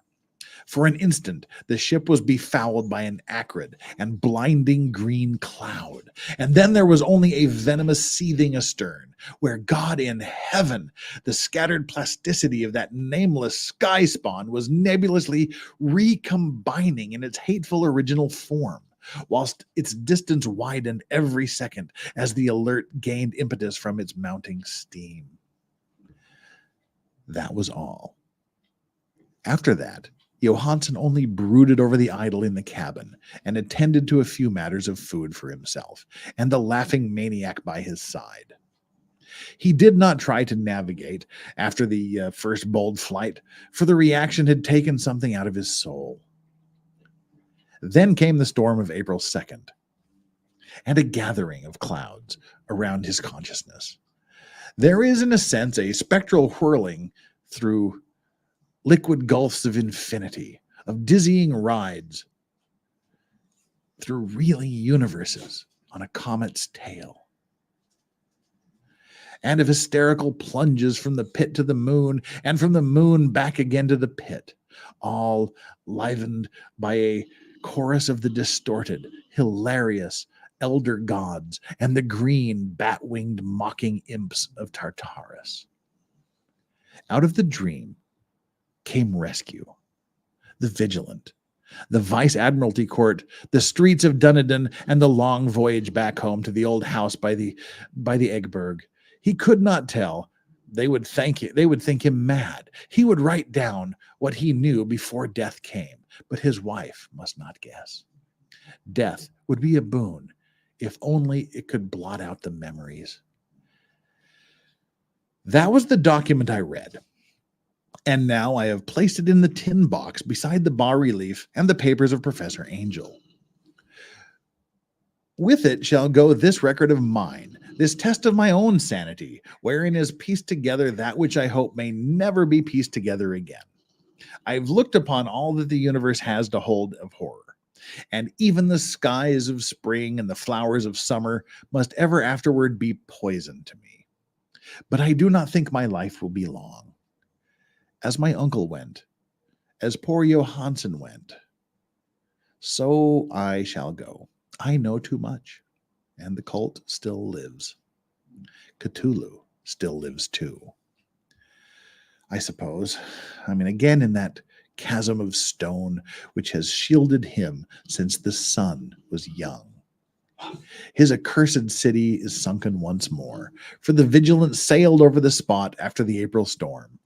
But his ministers on earth still bellow and prance and slay around idol-capped monoliths in lonely places. He must have been trapped by the sinking whilst within his black abyss, or else the world would by now be screaming with fright and frenzy. Who knows the end? What is risen may sink, and what is sunk may rise. Loathsomeness waits, and dreams in the deep, and decay spreads over the tottering cities of men. A time will come, but I must not and cannot think. Let me pray that if I do not survive this manuscript, my executors may put caution before audacity and see that it meets no other eye.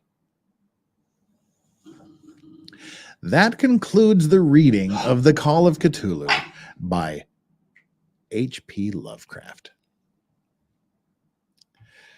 Wow, everybody. Thank you for joining me for that. That was a long read. It was a full 2 hours. And Strawberry, we're going to play with you. Just relax for a minute, okay, bud? These dogs are not grooving on this light. The red and green lights, they don't seem to like. So we've got to the end of another Halloween special. Let me bring the light back up. We want this one. Oh, wow. Everything looks very, very pink to me after that greenness.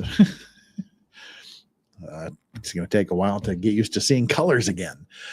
Okay, people, you survived. Exactly, David Nelson, you survived.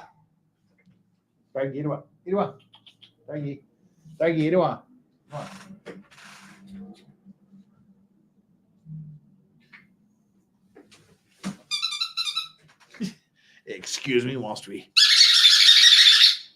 Get it. You want this? You want this? No, you can't have this. You can't have this. No, no, no, no, no. No, no, no. No, no, no, no, no. No, no, no, no, no. You can't have it. Oh. Go get it. Oh, pull my go get it. Go get it. Go get it. She's like, why did you throw that, you dumbass? I just threw it out in the hall, and she's like, what'd you do that for? Sorry. Oh, did you see? Literally, she just like I threw this, and she just went like, what did you do that for, dumbass?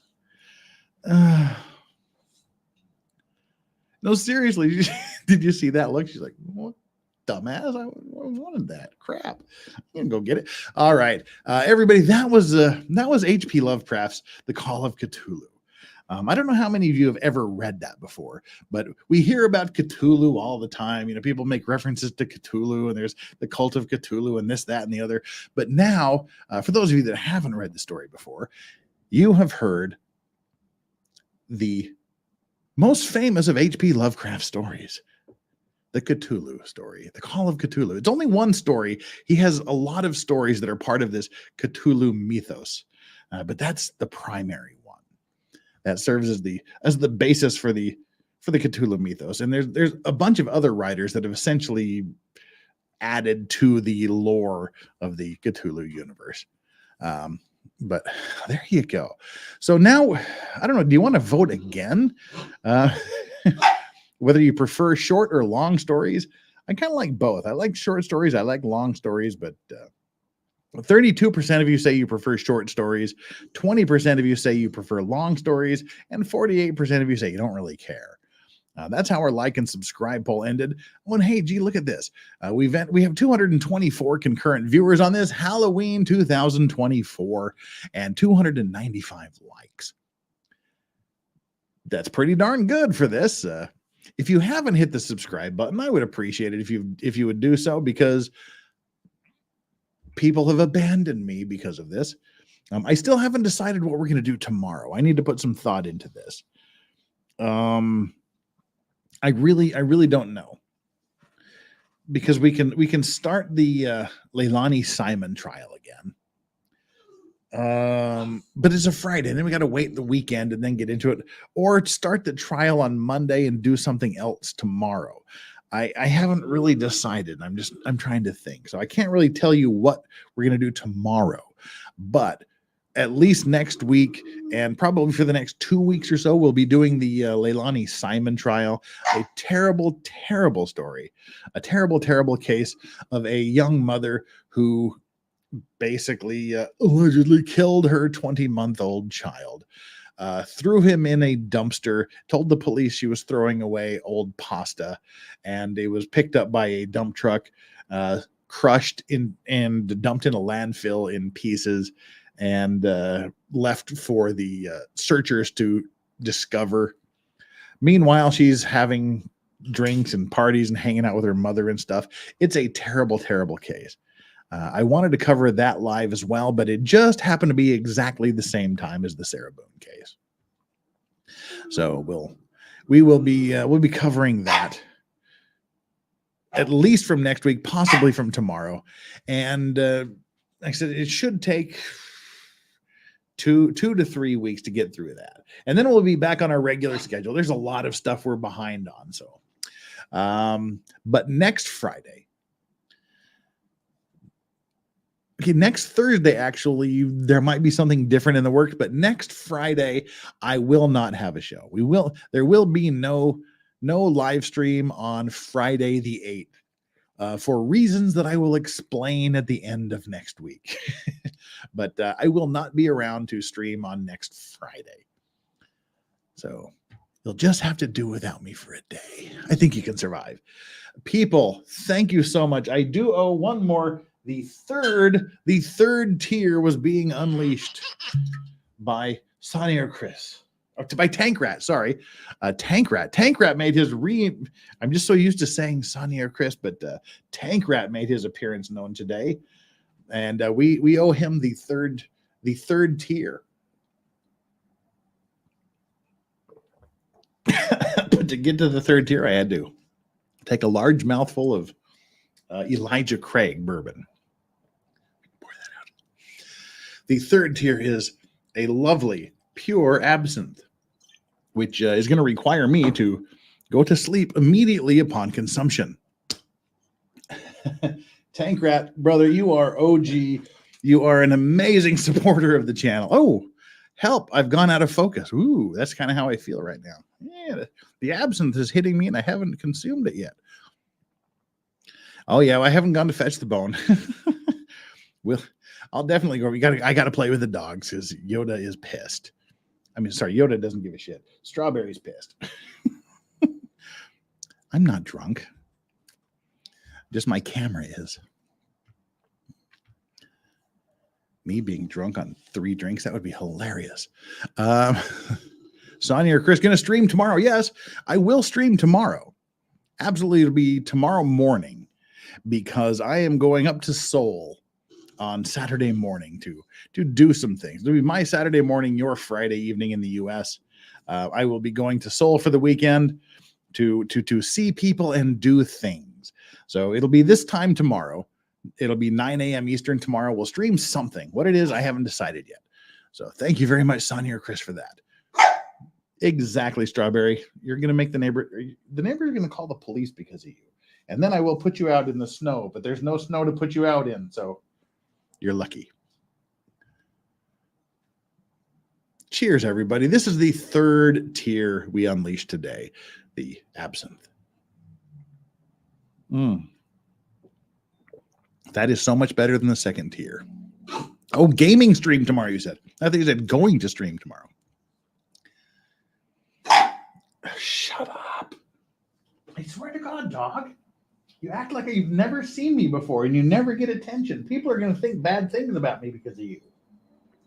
People are going to think bad things about me because of you. I do nothing but give you loves. Oh, my camera's drunk again. Power by the power of Grayskull. All right, what's the deal? Hey, oh, there we go. Hi, magic. Yes, Runkle's 24-hour stream starts tomorrow. I'll pop in and say hi to him and throw some money at his face. But all right, people, that's going to be it. Thank you. Dang it, Strawberry. Shh. Come here. Get over here. Get over here. You've got to stop that. Seriously, the neighbors will complain. I wish you would really understand my position here because you're putting me in an awkward state here with the neighbors. They probably don't like doggies barking at 12:30 in the morning, okay? And then they'll call people, they'll complain to the management, and then we'll get in trouble, and the police will come, and then they'll take you away in doggy chains. Do you want to be taken away in doggy chains? There, I just had to explain to Strawberry what was going to happen. Repent. Yoda's like, what the hell? Shut up, dude. All right, everybody, we're gonna wrap this up before Strawberry loses her shit again. I want to give all of you a super special thank you from the bottom of my Loraxian heart. Me today, HP Loverax. I want to express my thanks to you for putting up with me for these 2 days of short story readings. I know you guys requested it. You liked it last year, so we did it again this year. I'm sure we'll do it again next year if I'm still around. We'll do some other stories. I thank you. The fact that you want to hear me read stories is weird to me, but I'm very, very pleased to do it for you because you guys that want these things are the OGs. You're the tight group that doesn't really care what I do. When you do these trials, like Daryl Brooks or Sarah Boone or Murdoch, whatever. There's the people that come and join you just for those trials. The trial's over and then they go away and they never come back. But you that are asking for this kind of thing, you're the OGs that stick with me and you're here for me rather than whatever it is I'm talking about. And that is weirdly humbling and fascinating to me. And I deeply, deeply appreciate it from the bottom of my heart. Thank you. Thank you very much. All right, everybody. I will see you tomorrow for something. We'll do something tomorrow. Mods, thank you so much for being here. Deeply appreciated. Thank you. And for you, chat, all of the super chats you gave, for all of the purchased memberships, and for all of the gifted memberships, and To Tank Rat, welcome back. It is so good to see you, and that was incredibly generous of you. I'm humbled by it, and I appreciate it more than you can possibly imagine. And just thank you to you who were just here in chat, talking to each other, having a great time, keeping each other company. I'm going to go back and watch this. I watched yesterday's stream again today at the office, just so I could see what you guys were talking about in chat, and you guys were awesome in chat. So I'll do this tomorrow too. I'll go back and I'll see what you guys were talking about in chat. Until then, everybody, take care. Love you all. You guys are awesome. We'll see you tomorrow. Until then, me, Strawberry, and Yoda saying goodbye.